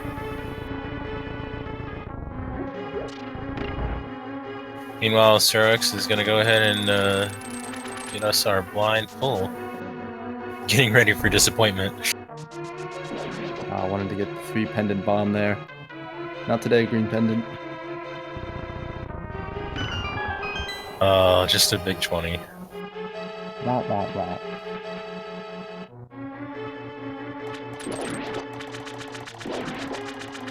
So the only hope for killing Cold Stare to be worth anything is still Sahasrara. Meanwhile, we have a small key to GT and the back of Swamp. We know where the Ganon's Tower Big Key is, so that's not really worth anything at this point. CeroX might be rechecking Spike Cave, I think. I can't imagine them wanting to go into Turtle Rock without the Fire Rod when Pod is available. And they can get their Ice Rod when they're up here as well. Yeah.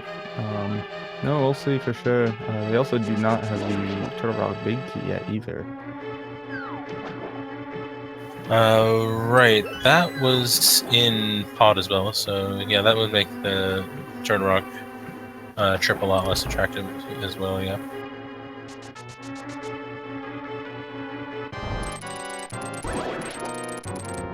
But they are going that direction.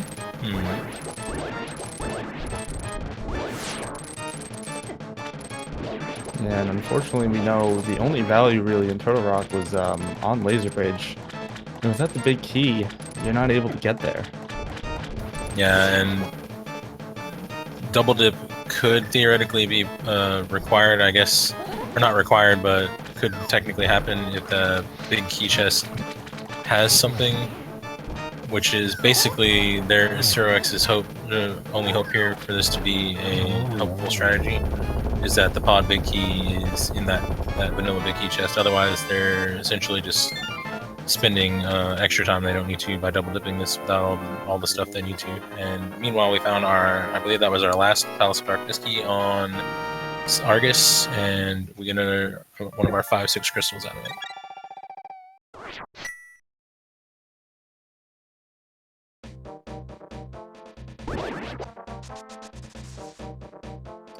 So you figure there's really not too much to do now for d2kemps, so it looks like he's just going to head straight for Ice Palace, where he's going to find a lot of items that he's going to be happy to see. Yeah, and then it comes down to where this Palace of Darkness big key is, and who is going to run across it first. We don't have a huge amount of spots left that it could be in either. The one thing I can think of right now that might actually be in CeroX's favor is if it is, in fact, in that big key chest in Turtle Rock. Yeah, that's one of very few spots left that it could possibly be that I don't think we've seen. I'm trying to think of what else we haven't seen at this point. Green Pendant is not technically in the logic until we get the Ice Palace big key, so that would be another candidate for being in that chest. What else haven't we seen? I'm struggling to come up with anything else.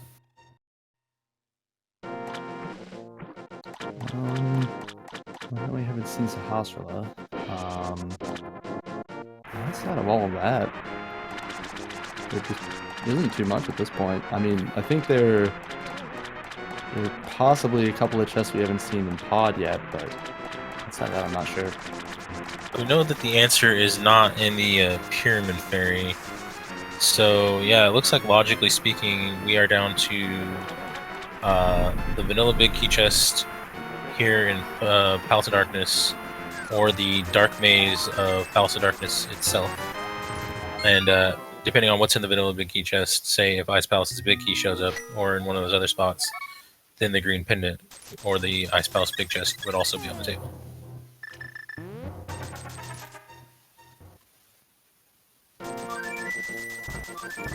And we're about to find out right here if this is... Oh, well, it's a nice prize, but it is unfortunately not the prize we're looking for. So I'm guessing that the answer that we're looking for is in the Dark Maze of Palace of Darkness, and whether that is the Ice Palace Big Key or the Palace of Darkness key remains to be seen. Unless we're just totally forgetting something, but I don't think we are. No, I think both of our runners have actually checked most locations so far between the two of them.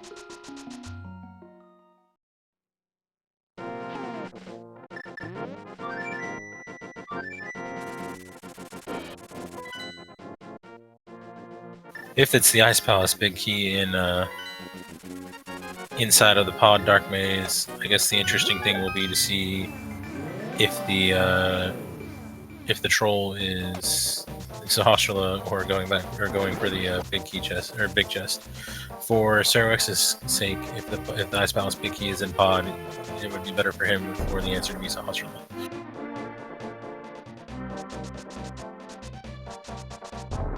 It looks like d2kemps, since he does have all 6 of the keys, is just going to go there to look for some of the stuff he's missing instead. Avoiding that Ice Palace dip because he doesn't have the big key and because it's a pendant, I would imagine. Yeah, but we know that he's got to head into Ice Palace at some point, and he might deduce that pretty quickly if there's nothing left in Pod. Yeah, well, there's at least one thing that we need in Pod, or there should be. We just don't know which thing it is. I mean, I guess it could even be something like the book leading to the Palace of Darkness Big Key, which would be just the sort of thing that Keysanity likes to do to you.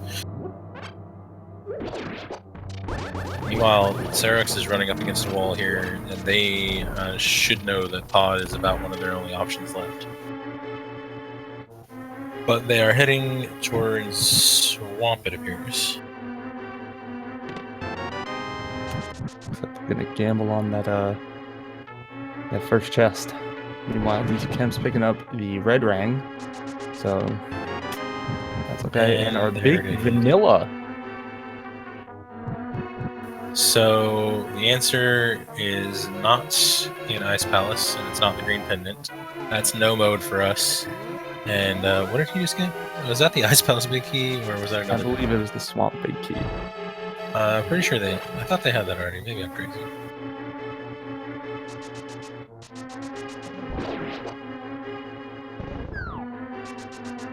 You're right. I must have been thinking of another race. So, well, that might mess with d2kemps' mind a little bit, but I would imagine they would go to Swamp before they go anywhere else because that has a lot more, or not Swamp, Ice Palace, because that has a lot more items. So, no mode for us, and the question is just who of the runners is going to reach go mode first. I gotta say that d2kemps, I think, has the advantage as far as what he has left to find his last few items. For him, go mode should be the Ether Medallion and the Ganon Tower Big Key, which I think Ether was after the Ganon Tower Big Key in Ice, wasn't it? I believe that it was, yeah. So that's pretty much good news for them.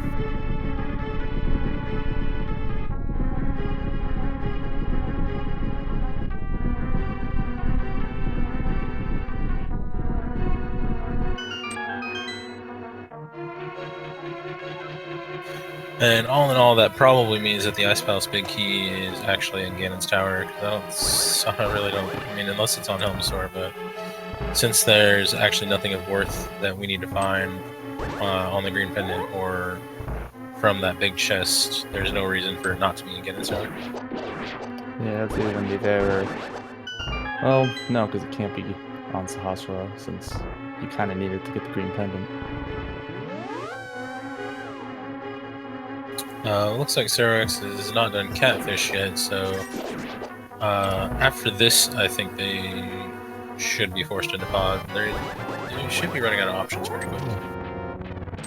Yeah, because we just saw him do that TR dip, so I think pod is the only dungeon they have not ventured into. Yeah, and unfortunately, most of the pod keys that they don't have are actually behind Turtle Rock dip, so they're probably very unlikely to be able to finish pod in one go, even if they find the big key.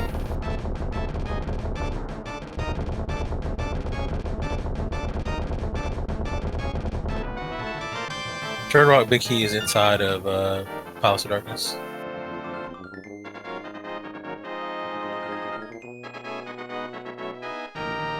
And I don't see what else d2kemps really has left besides Ice Palace, so he should be in there pretty soon, because he can't get into Misery Mire right now.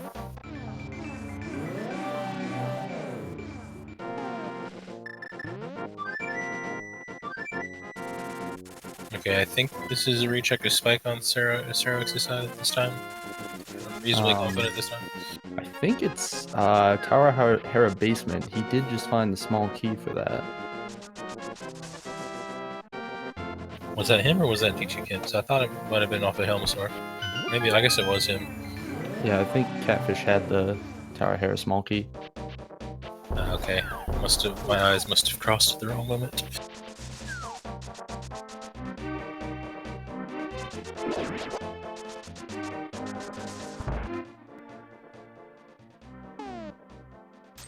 The Tempered Sword for chat asking was on Mothula.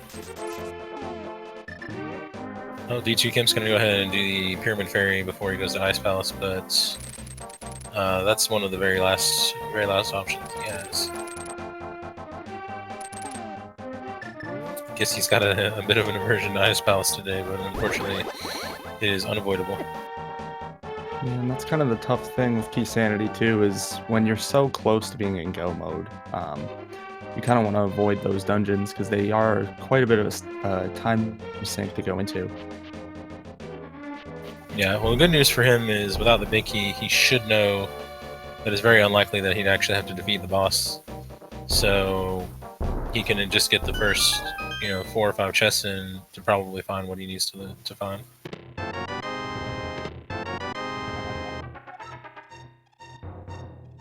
in finding the second castle tower key, so now if he really wants to, he can go ahead and defeat Aghanim and get that compass. You know, I really thought he was going to go for it this time. Yeah, I mean, it's a very handy item to have, right?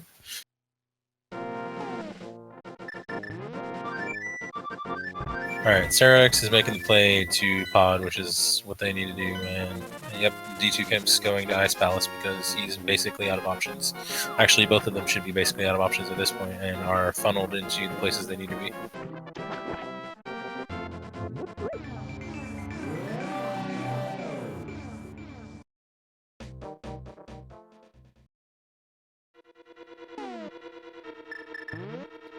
I'm not sure, but with 3 small keys, there may be a way that CeroX can actually finish all of pod and get all the items that they need. There is, but based on the situation that V28 is currently in, the advice is to not do that unless you can get 100% of the items. So it would be a risk on their part to do that, and we'd have to see. I don't honestly know if they know the hammer jump to begin with, because I'm not too familiar with them.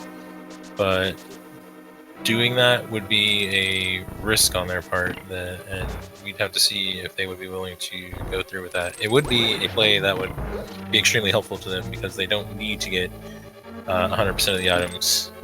They could skip the vanilla big key chest, and I believe they could also skip the harmless hellway if they really wanted to. I think it was a key, but it wasn't a key that they need, if I recall. Yeah, I believe so. The only big thing that's keeping them back quite a bit is that Swamp Palace small key that we know is in Laser Bridge on Turtle Rock. So that's going to be really tough to have to go all the way back up there to finish off. Yeah, it's unfortunate that they ended up double dipping Turtle Rock. It's going to cost them a little bit of time, and we'll just have to see how they handle Palace of Darkness. 3 keys, no big key can be a little tricky. If they hammer jump, they should be able to get their big key, and it's just a case of do they feel comfortable doing that skip to the boss.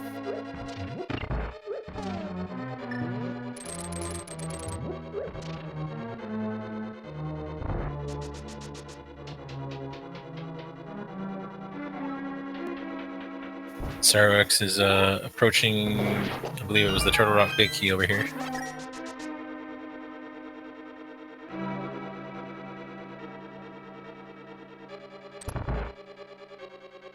And I think they're about to find their Master Sword as well in this next chest. Right, sword upgrades. Once they get the Fire Rod, which is in the Rupee Room, I think. I would imagine after this, their next stop will probably be Skull Woods before they're once again forced to go to Turtle Rock because they just don't have any options left.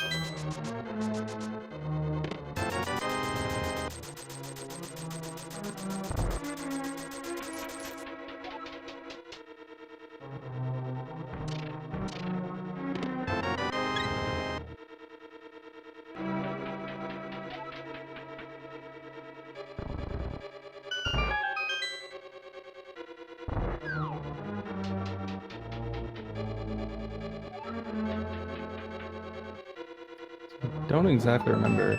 We're about to find out in just a moment, but if this is Ether, okay, it's the GT big key. I was about to say, if that were Ether, we might have seen d2kemps just leave the dungeon.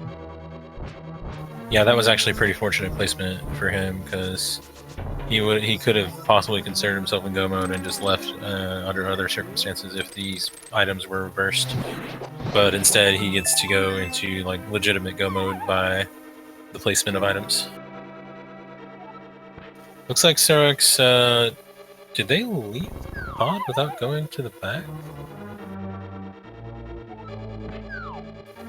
Oh, they left pod without getting the Fire Rod, I think.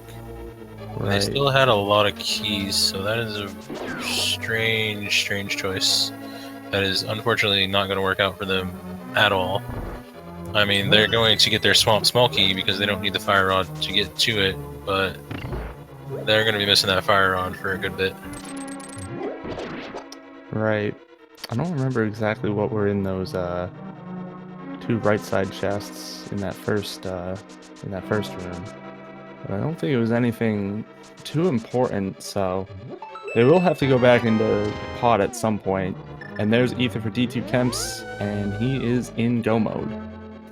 Yep, first go mode, 1 hour and 45 minutes. Yeah, there's nothing on the far side of Turtle Rock that CeroX is going to need, but that's going to make them triple dip Turtle Rock, which is a really big time sink. That's really unfortunate. And they may go to Swamp before they ever go back to Palace of Darkness. So I don't know. Maybe they're feeling a little gambly because it's a tournament, and they may feel a little bit behind because they already went into Turtle Rock once. Maybe they just think the seed is just that kind of trolley seed. It's an interesting choice. All right, so we got d2kemps entering Mire. And he's just going to rip straight through this. No reason to check any chests. It should be pretty quick to get the Vitreous. Yeah, you don't even need to open any of the key doors. You can go... well, he has two choices, really. With the one small key, he can go right through that one door that's in the room with the BMOS. Or you can just go left and north, and there is a big key door over there, which is why Misery Mire doesn't require any of the small keys in the logic to get through the dungeon, to get through to the boss. You can find all the Misery Mire small keys, say in Ganon's Tower, even if Misery Mire is a crystal, because all that locks is some fire lock chests on the left side.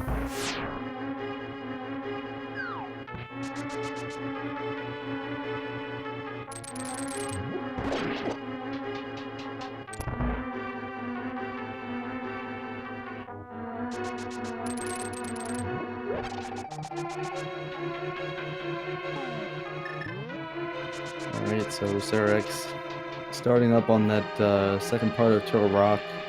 Going to be making their way down to Laser Bridge to find the Swamp Palace small key.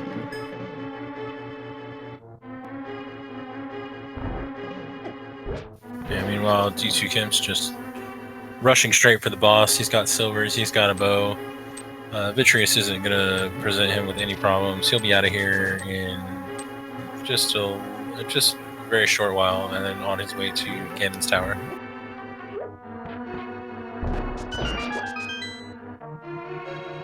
Yeah, overall, seeds look pretty nice. Nothing too trolly. Yeah. Yeah, the swamp small key placement was a little out of the way, but let's be honest, we're all pretty used to going to Turtle Rock Laser Bridge at this point, so I wouldn't necessarily call that trolly more than I would call that just another day.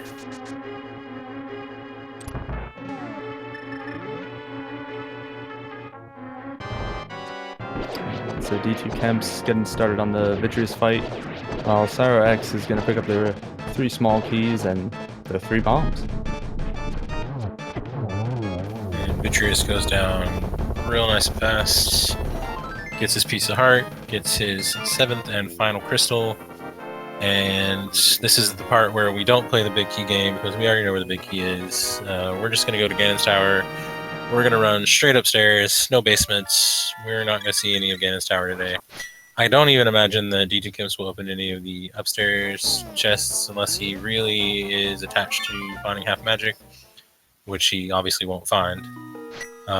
So we may have a 0 out of 27 on our compass today. Well, actually, I don't know if he even has a Ganon's Tower compass. I think they found it somewhere. I know they have the map. It's always fun to see that, though, if you do have the compass. 0 out of 27 when you go through.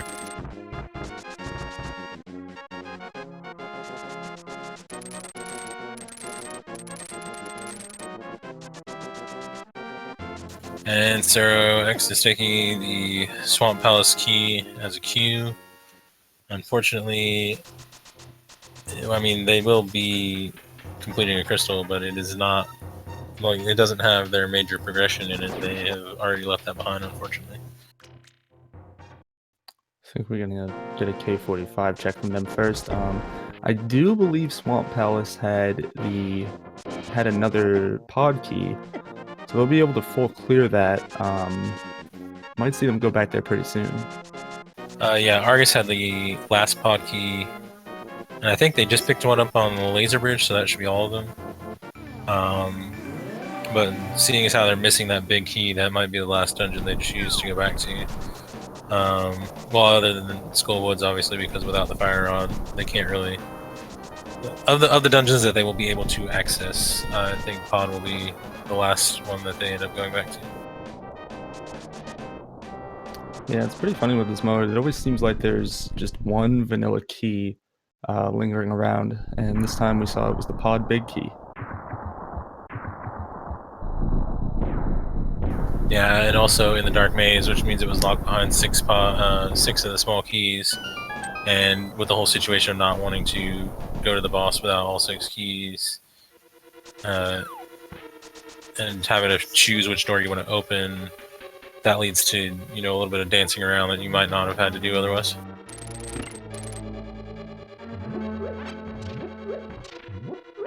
Alright, so d2kemps is getting started up on their gauntlet. We're going to see them take this on piece by piece.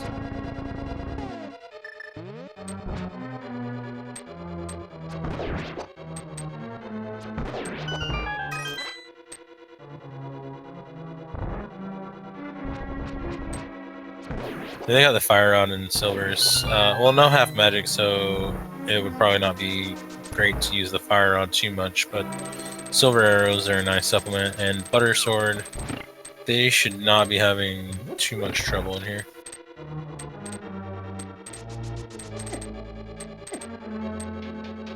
I can't remember if they have anything left in their bottles, to be honest.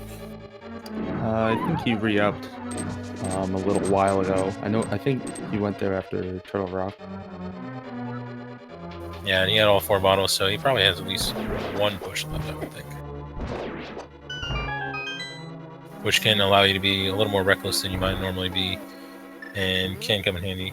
Also with Red Mail, he's just deciding to bombos these guys, which I totally understand. They're very jumpy and hard to get a handle on sometimes. Yeah, that room and the next one can be pretty frustrating. All depends where these blue guys decide to go. Yeah, and only having the bow as your ranged option and not being able to use the ice rod as much because of not having half magic, I can see just using the medallion, because getting across the room with an arrow, timing it just right, can be a little frustrating.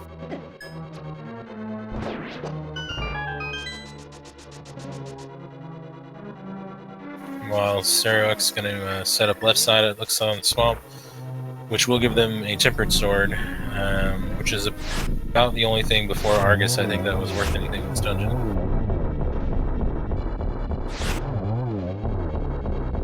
Meanwhile, d2kemps finishing up their Lamolas too, and they'll be heading up to a few pretty cool rooms just in this game. Yeah, the cane strats on these Wizrobes is pretty nice. I always miss the very last Wizrobe in the second one. I'm not really good at getting him with the sword, but I can usually at least get these 3. So it's always nice and satisfying to see somebody pull it off and get all 4 of them at once.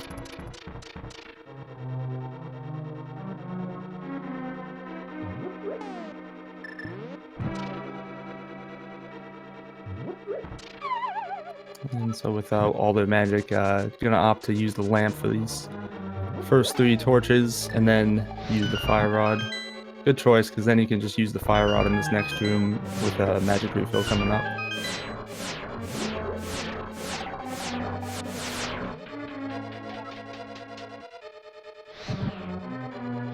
And we'll see if he chooses to open any chests, although I don't think he would care about half magic enough to worry about it.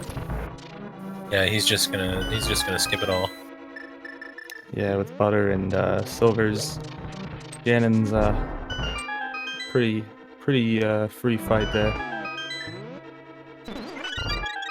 And having the magic power to be able to get a health refill right here and this last magic pod, you're basically going Ganon as stacked as you can be. He's got what is it, 14 hearts? Yeah, So he should be pretty good to go. CeroX picking up his tempered sword, gonna head to the back, defeat Argus, and then I think he's gonna be forced back into pod at that point. Meanwhile, d2kemps skipping chests left and right. He's got no time for that. He's about to hit Ganon 2, and we'll see what kind of patterns he gets. They can be a little weird sometimes, a little hard to line up.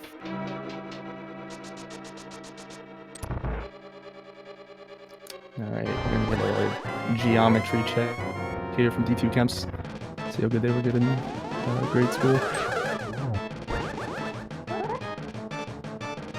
Yeah, the main goal of this sometimes I feel like is if you can at least get one hit based on like how spread out these guys tend to get. But he had a nice, was that a double or a triple? I'm not sure. It might have been a triple. I guess we'll find out pretty soon.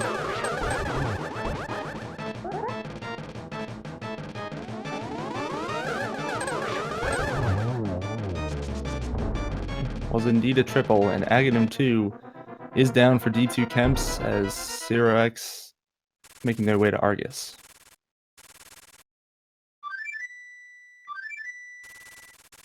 So he actually does have the potential to sub to this if everything goes right in this fight with Ganon.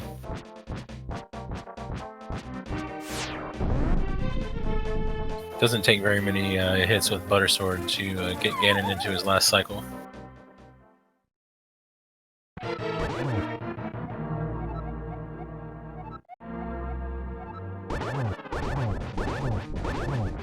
Yep, only takes 6 slashes with that sword on the first 2 phases.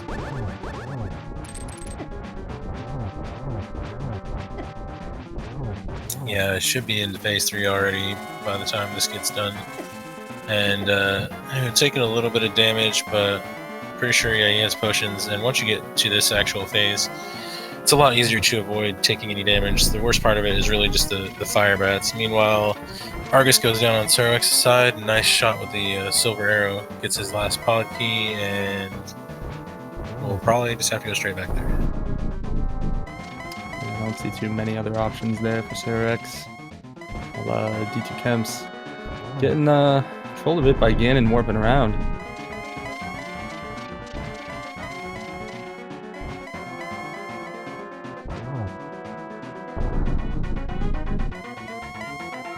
So yes, we did find the silver arrows. Ooh, that was a little close on that bat. Missing the torch glitch, but with silvers, it's not too vital.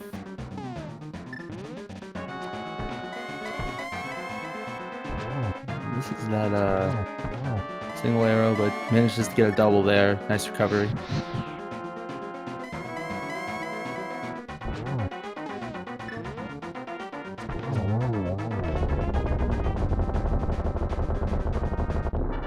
And last arrow in, d2kemps is our winner of this match.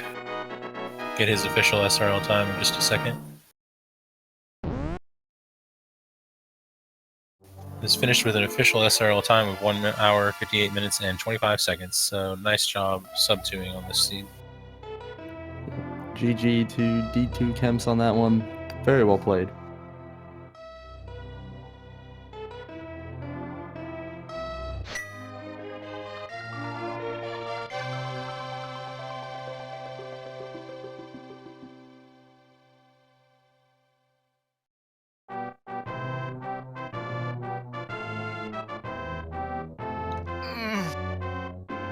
And we have d2kemps with us. GG d2kemps on your win. GG, thanks. Yeah, GG. So how'd you feel about that seed? I did entirely too much overworld, I think. Yeah, you did whittle down your options pretty good. Did you just have an aversion to Ice Palace this time around? I know you didn't have the... It's Go a ahead. green pendant. I didn't have the big key, so most of it wasn't in logic. It was the reason I wasn't going in there. Yeah, that was about what I was figuring. Without the big key, you didn't have the boss or the... you didn't have anything but the first 5 or 6 items in, so... You could see you not wanting to go in there if you had no reason to finish it. That's kind of what I was figuring it was. But unfortunately, I was holding the things you needed at the end. Yeah, literally the things I needed, yeah. I am glad I went to Dark Palace when I did, or the second time, though a bomb jump would have saved me a lot of time there. Yeah, that was pretty fun placement of that key. That was actually the last thing that we as commentators and the chat watching were looking for as far as knowing where everything was at.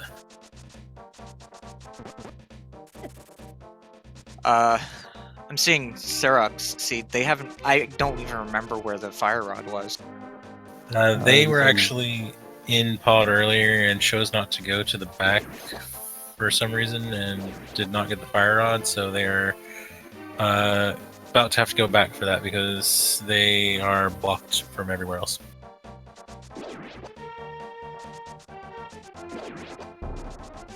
Like, basically everything is in the back of pod, so that's unfortunate. Yeah, they've made a few plays that haven't totally worked out, unfortunately. Overall, they're doing pretty good with executions. Just some of the gambles aren't paying out. Yep.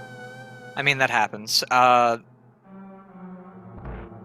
think, like, other than I think there were a few overworld locations I didn't need to check. All of Zora area, but other than that, I think my execution was, like, really good this seed. I was 2 minutes off of PB. So, like, I felt really good about this seed. Yeah, being able to sub 2 is always nice, especially for Keysanity. Yeah.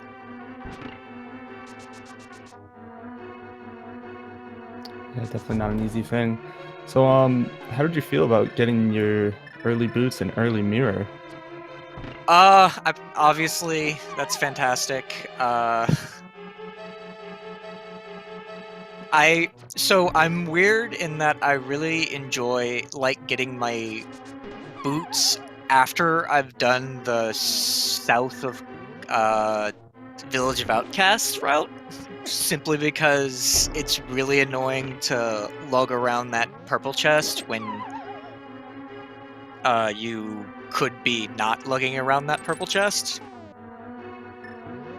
Or, so you lug around that purple chest when you could be running, is what I'm saying. Right. Yeah, it's definitely makes it a lot easier to drag that around, considering that's one of the more time-consuming fetch quests in the game. Yep.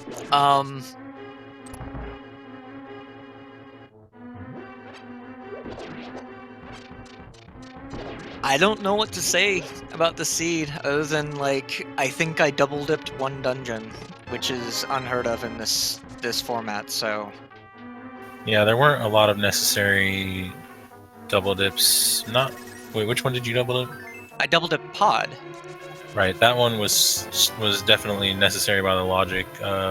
Potentially breakable if we weren't in the situation we were with the pod keys and you just wanted to go for it. But yeah, overall, not a bad seed for dungeons.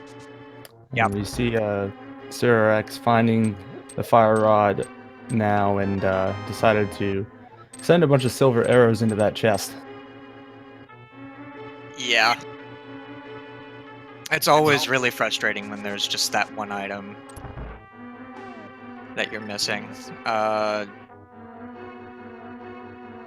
they're also missing the small key because they haven't been able to, or they were, or no, actually, I'm lying. They already had the small key. I was thinking of it earlier.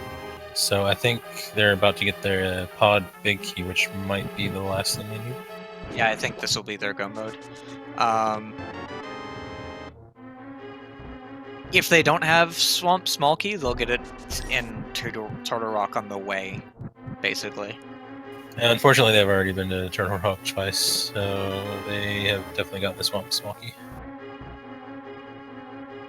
Just bombing all the chests at this point.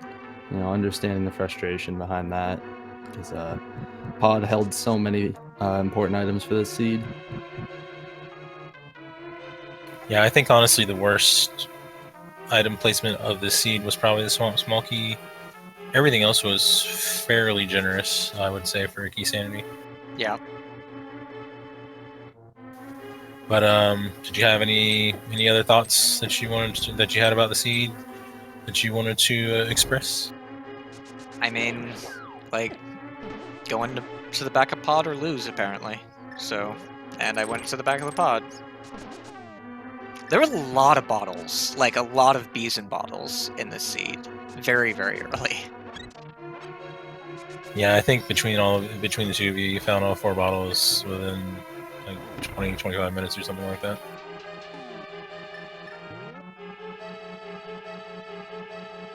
Alright, well I guess you're welcome to hang around if you want. We're gonna stick with CeroX while they finish this up now that they should be in go mode. And GG on the win. Thank you very much. Yep, GG, well done.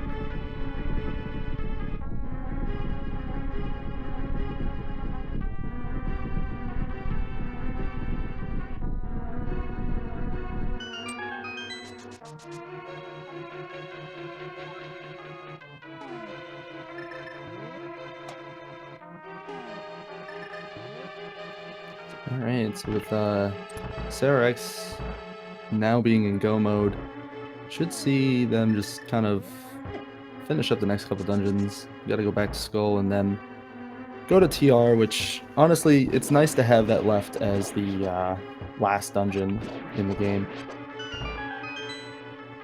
Yeah, it does help for your travel time to Ganon's Tower. Of course, the dream is to never have to touch anything in there in the first place, which we know was an unrealistic dream this seed.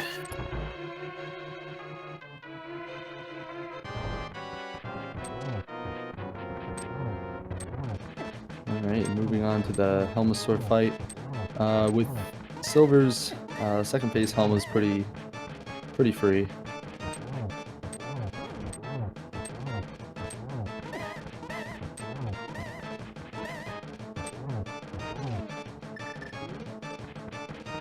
And they may... Where was Butter Sword again that they didn't get it? I believe it's on Mothula.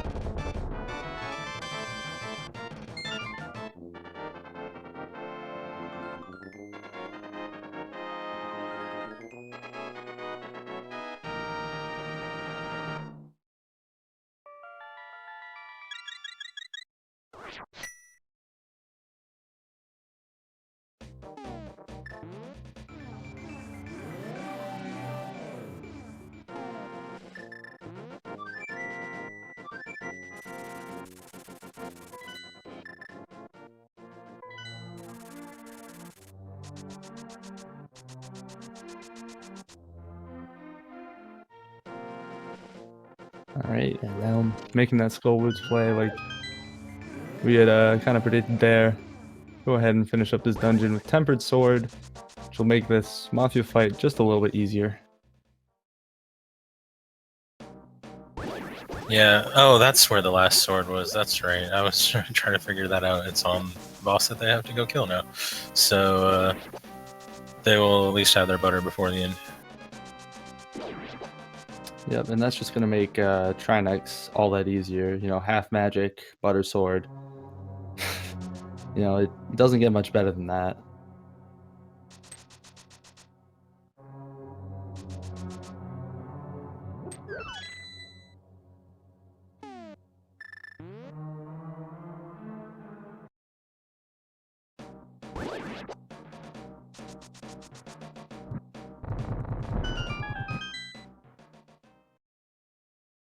Even with tempered, Mothula should go down pretty quick, though. I believe it's 4 swings, isn't it? Yeah, I believe so. I think it's the same with butter as well. If I recall correctly, I think in the vanilla game, because butter does, what is it, level 4 damage or something?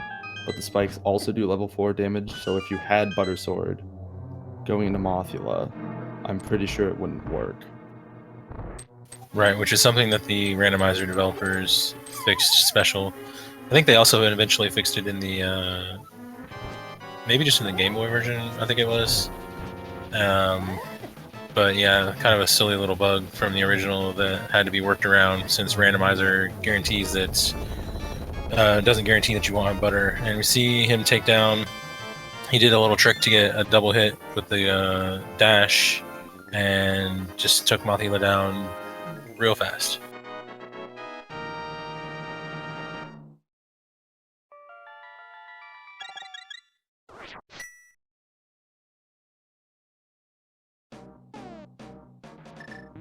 All right. Now that Skull Woods is done, we should see CeroX just rip through Turtle Rock. It's actually kind of cool to see players go mode through that dungeon.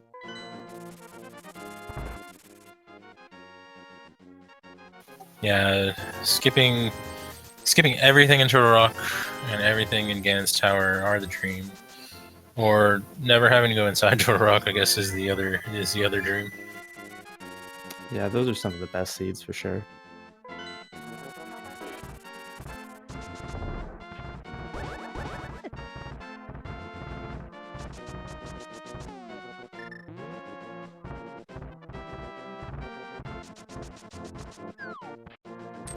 And we'll be in pretty much the same situation with CeroX that we were with d2kemps, Butter Sword, Red Mail, Silvers, with the addition of half magic actually, so that will make the use of the Fire Rod a more viable option and make the ranged weapon a little bit easier of a tactic to rely on.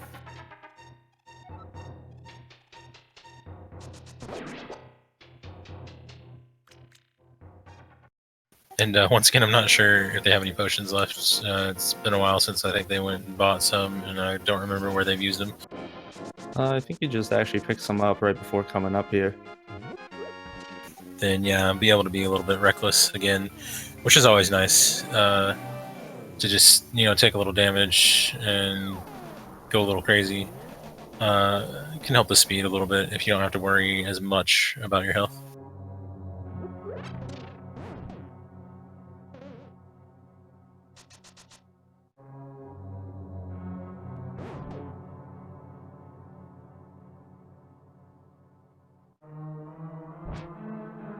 And while we watch CeroX go through Turtle Rock here for the last time, once again, shoutouts to KK the Egyptian, our tracker, for helping us out on the back end and letting everybody know what each runner has.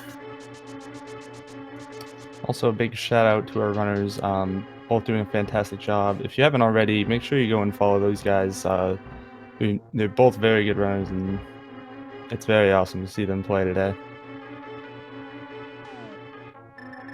And while we're doing some shoutouts to Speed Gaming for throwing all this together.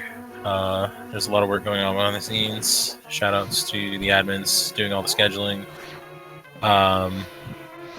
And shoutouts to you, my fellow commentator, Hassel. Doing a pretty good job yourself. Yo, thanks. You're doing pretty good too. All right, I think that covers everybody. Shoutouts to chat for being here as well and watching us. If we didn't have anybody watching us, there wouldn't be much of a reason to put on a show either.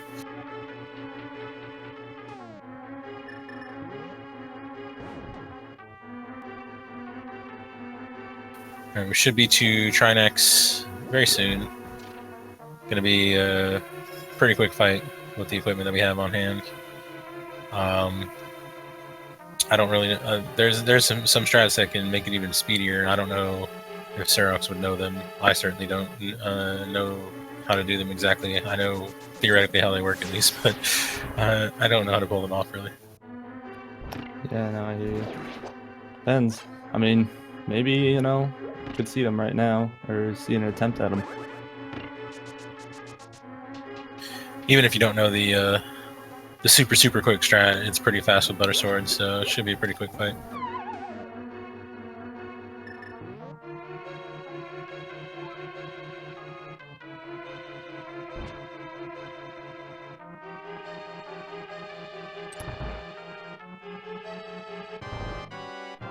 Alright, and here we go.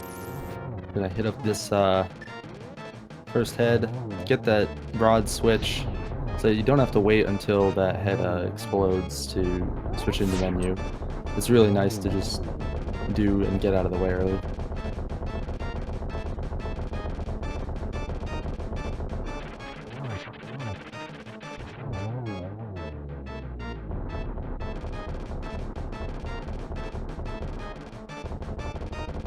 And a nice quick kill there. Well done by CeroX there to get the final pod small key. Yeah, and we're not much use at this point, but nice to have, I guess, if you were able to come up here and clear it a little sooner.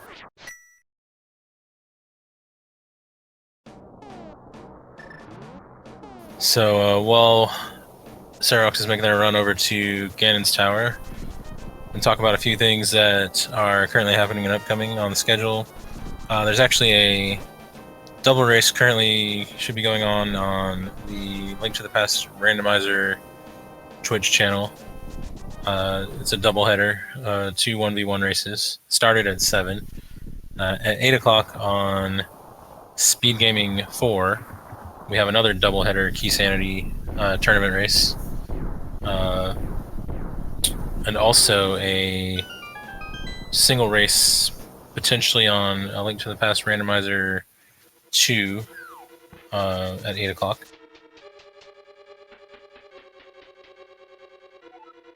Not sure if they've worked out 100% of the details on that.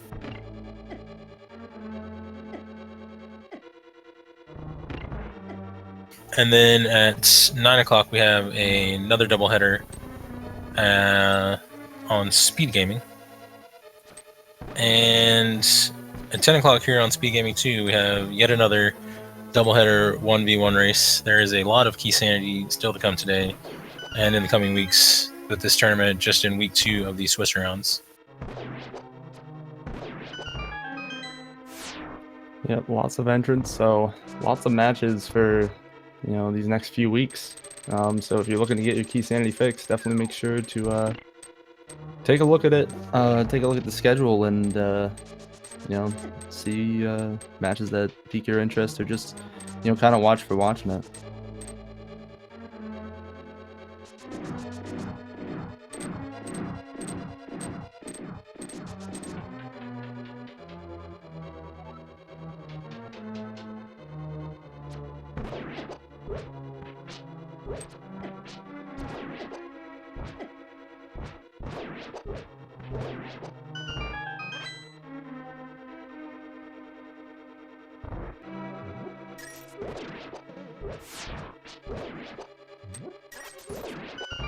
Okay, we see CeroX making pretty quick work of the gauntlet, doing a pretty nice job here. Like we said earlier, these rooms can be a little bit frustrating with all the conveyors and BMOSs and trying to get around all these spikes, but doing a pretty fantastic job so far.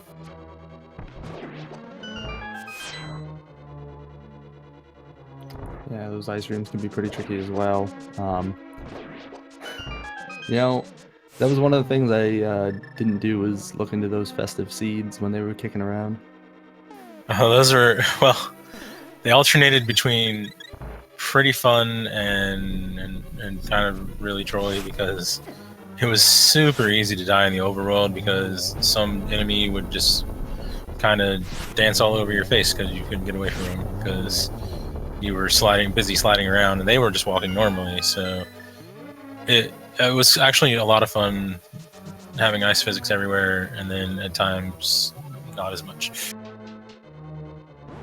Yeah, it seems like one of those things that would be cool to try once and then just gonna be like, I've done it. My favorite aspect of it was the mystery of the presence just sitting out in the open, and that's kind of something I hope in the future they choose to make as just like a regular option for a mode, so that you have to think a little bit harder about what you're doing, since you can't just look at an item and say, oh, I don't need it. Very interesting. Did not know that it did that to overworld items too. Yeah, it was all presents you had to unwrap. It was pretty funny. All right. Well, CeroX making their way up to the second torch room here, just barely avoiding that unfortunate glitch there. Yeah, I've never actually activated that one. I did the one with the sword spins on Moldorm once, which was really frustrating. Yeah, that's those are a couple glitches I hope to just never have to see.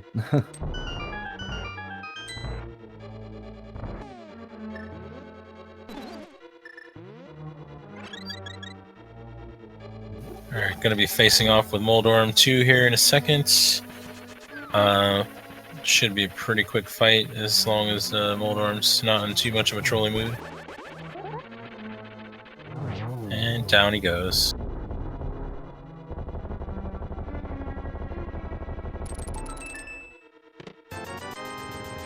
Decides to go ahead and check that last chest, 100 rupees. Force trouble. Well, it's a good thing they're paying him to do the seed.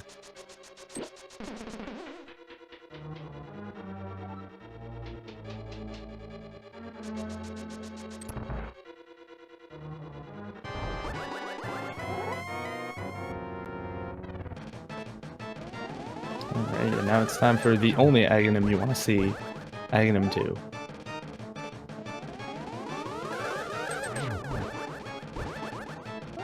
I think that was a double, wasn't it? I believe so. Got another single there, so that's 4 hits. See if they can pick up this last double here.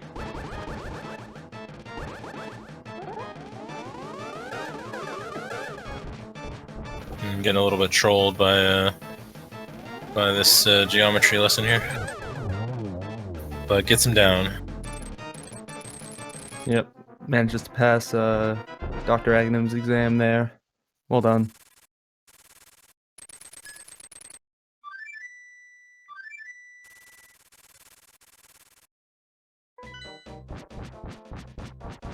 Alright, once again, we should see a pretty quick fight.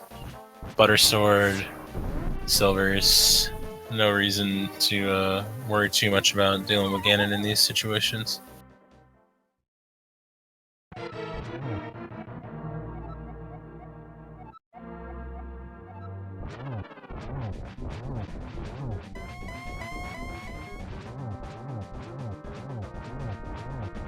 Alright, in phase 2, just like that, and should be in phase 3 by the time we're done with this first cycle of fire bats.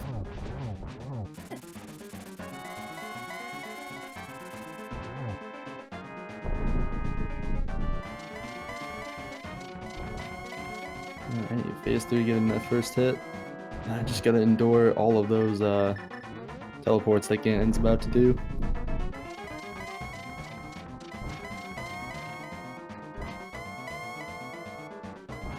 It's one of the things that I like about these races too is, you know, when you see a Ganon fight, you kind of know exactly what it's going to look like for the other player, since these patterns, at least for phase 3, are predetermined as far as I know. Yeah, them being the devs deciding to make the RNG the same for bosses for each seed is a very nice feature.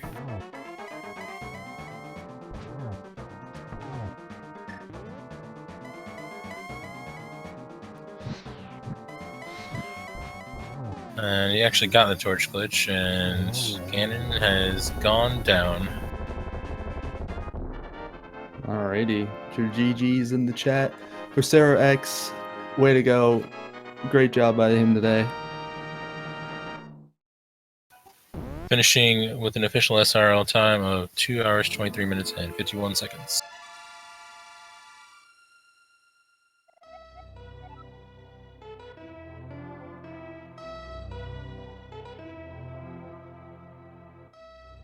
Cool seed, right?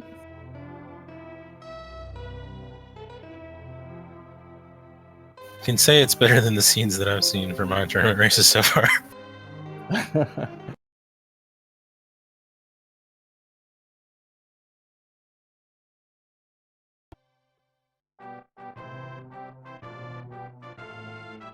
And we should have CeroX with us momentarily.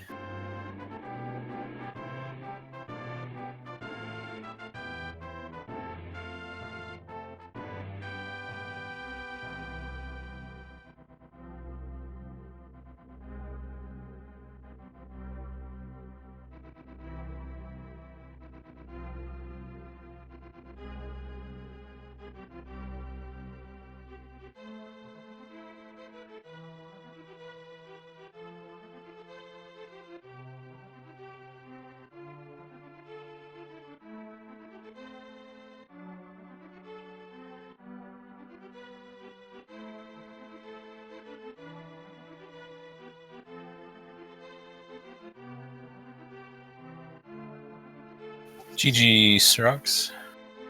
GG. Am I saying that right? I'm totally. Yeah, it's perfect. It's perfectly fine. Okay, I totally might have said your name wrong a few times, but so I apologize for that. No problem. How did you feel about that seed? I don't know. Well, it was fun, I guess. The absolute worst thing happened that could happen to me because I took the gamble with the escape part in the beginning and didn't check the 2 chests in the back of escape, or not in the back, but Zelda's cell. And this gamble is fine if there's anything else than the boots. I was so tilted when I saw them that, yeah, afterwards everything went wrong. And I gambled so hard on basically everything.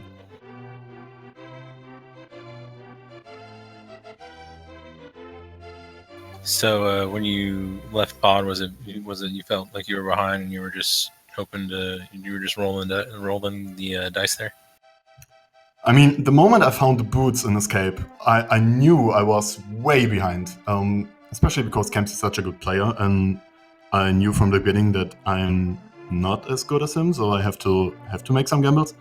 And from there on, I gambled basically so hard. I left pod because I didn't have the big key, and I hoped for Fire Rod and big key pod in Turtle Rock, basically, for example. And I dipped into Swamp just for the first chest. I checked the pedestal. I blind pulled it. I basically did absolutely everything just to get lucky, basically. And yeah, it didn't work out. Everything went wrong, but yeah, I had fun, and that's the most important thing, I guess.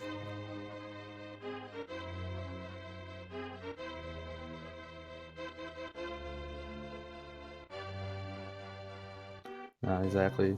Definitely important to do that. That's the best part. How'd you feel about that ped pull there being a big 20? But yeah, as I said, I really hoped for something huge, like the Fire Rod on pedestal. That would be amazing. But it didn't really work for me. I don't know. I think if I would have played my normal route and didn't gamble in the beginning, maybe I would have a chance, because the seed was actually quite nice for most of the part, I guess. But it was a little low on money at the very beginning. Yeah, that's true, but I did Houlihan, so I think I did as well. That's actually the first time I've ever done that version of Houlihan. But yeah, I thought maybe that would have put me ahead, having done Houlihan, if someone hadn't. Yeah, I usually do it every time in Keysanity. I think it's an important first thing to do there. I remember now what also was the really, really bad for me was that I was running out of bombs in Ice Palace. That was really terrible. I was so mad at me because I had opportunities to get some bombs and pick them up or buy some bombs before going to Ice. And then, yeah, I realized like 5 rooms into Ice Palace that I have like 1 bomb left. And yeah, that was terrible as well. Yeah, that was pretty a little unfortunate, and we appreciated the frustration. Was it Bombos you used? Yeah, I think so. But you actually were the first one into Ice Palace, so you got the important items there. Just some of the other gambles didn't work out as well, unfortunately. It happens. Sometimes you try to out-troll the seed and just troll yourself harder than the seed was planning on this time around.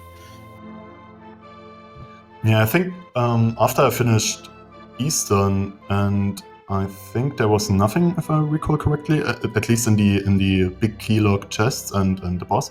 I basically knew that something has to be in Palace of Darkness, especially in the bow locked side, because bow was so early in the seed. But as I said, normally I would have gone to pot. In this sequence, I would have probably done it together, like pot the first couple of chests and then mirror to Eastern or something. But yeah, as I said, I gambled basically so hard and nothing worked. You still did a very good job. Both of you did a pretty good job. So GG to both of you. Any final thoughts you have for the seed, or anything that you experienced today? well, GG camps. The better player won, so I'm happy with this. But I really hope to improve until the next week. I'm looking forward to my next race. Maybe I have a bit more, better chances then of winning. But I'm really enjoying this tournament. So thanks for commentating, thanks for watching, thanks for tracking and restreaming everything. I'm really having a blast and a good time. So thanks for this tournament. My last thought is, I really need to work on Master Sword Trinex because I should not have used all of my blue potions on that fight. Yeah, it can be a little tricky, going in there a little under equipped. But other than that, good game. Thanks for the compliments, CeroX. Good luck the rest of the tournament. Thank you. All right. Anything else to add, Hasa? No, I think that's it on my end. Just want to give another quick shout out to our runners for doing such a fantastic job tonight. Shout out to our tracker, KK the Egyptian, for doing great work, keeping track and helping us to be able to commentate better. And also to my co-commentator here, Recidador. Thanks so much. And thanks to you as well, Hassel. Good job. And thanks once again to Speed Gaming and all the admins and all of you out there watching. And I believe that will be it for us for this particular race. Yep, I think so. All right. Well, have a good night, everyone.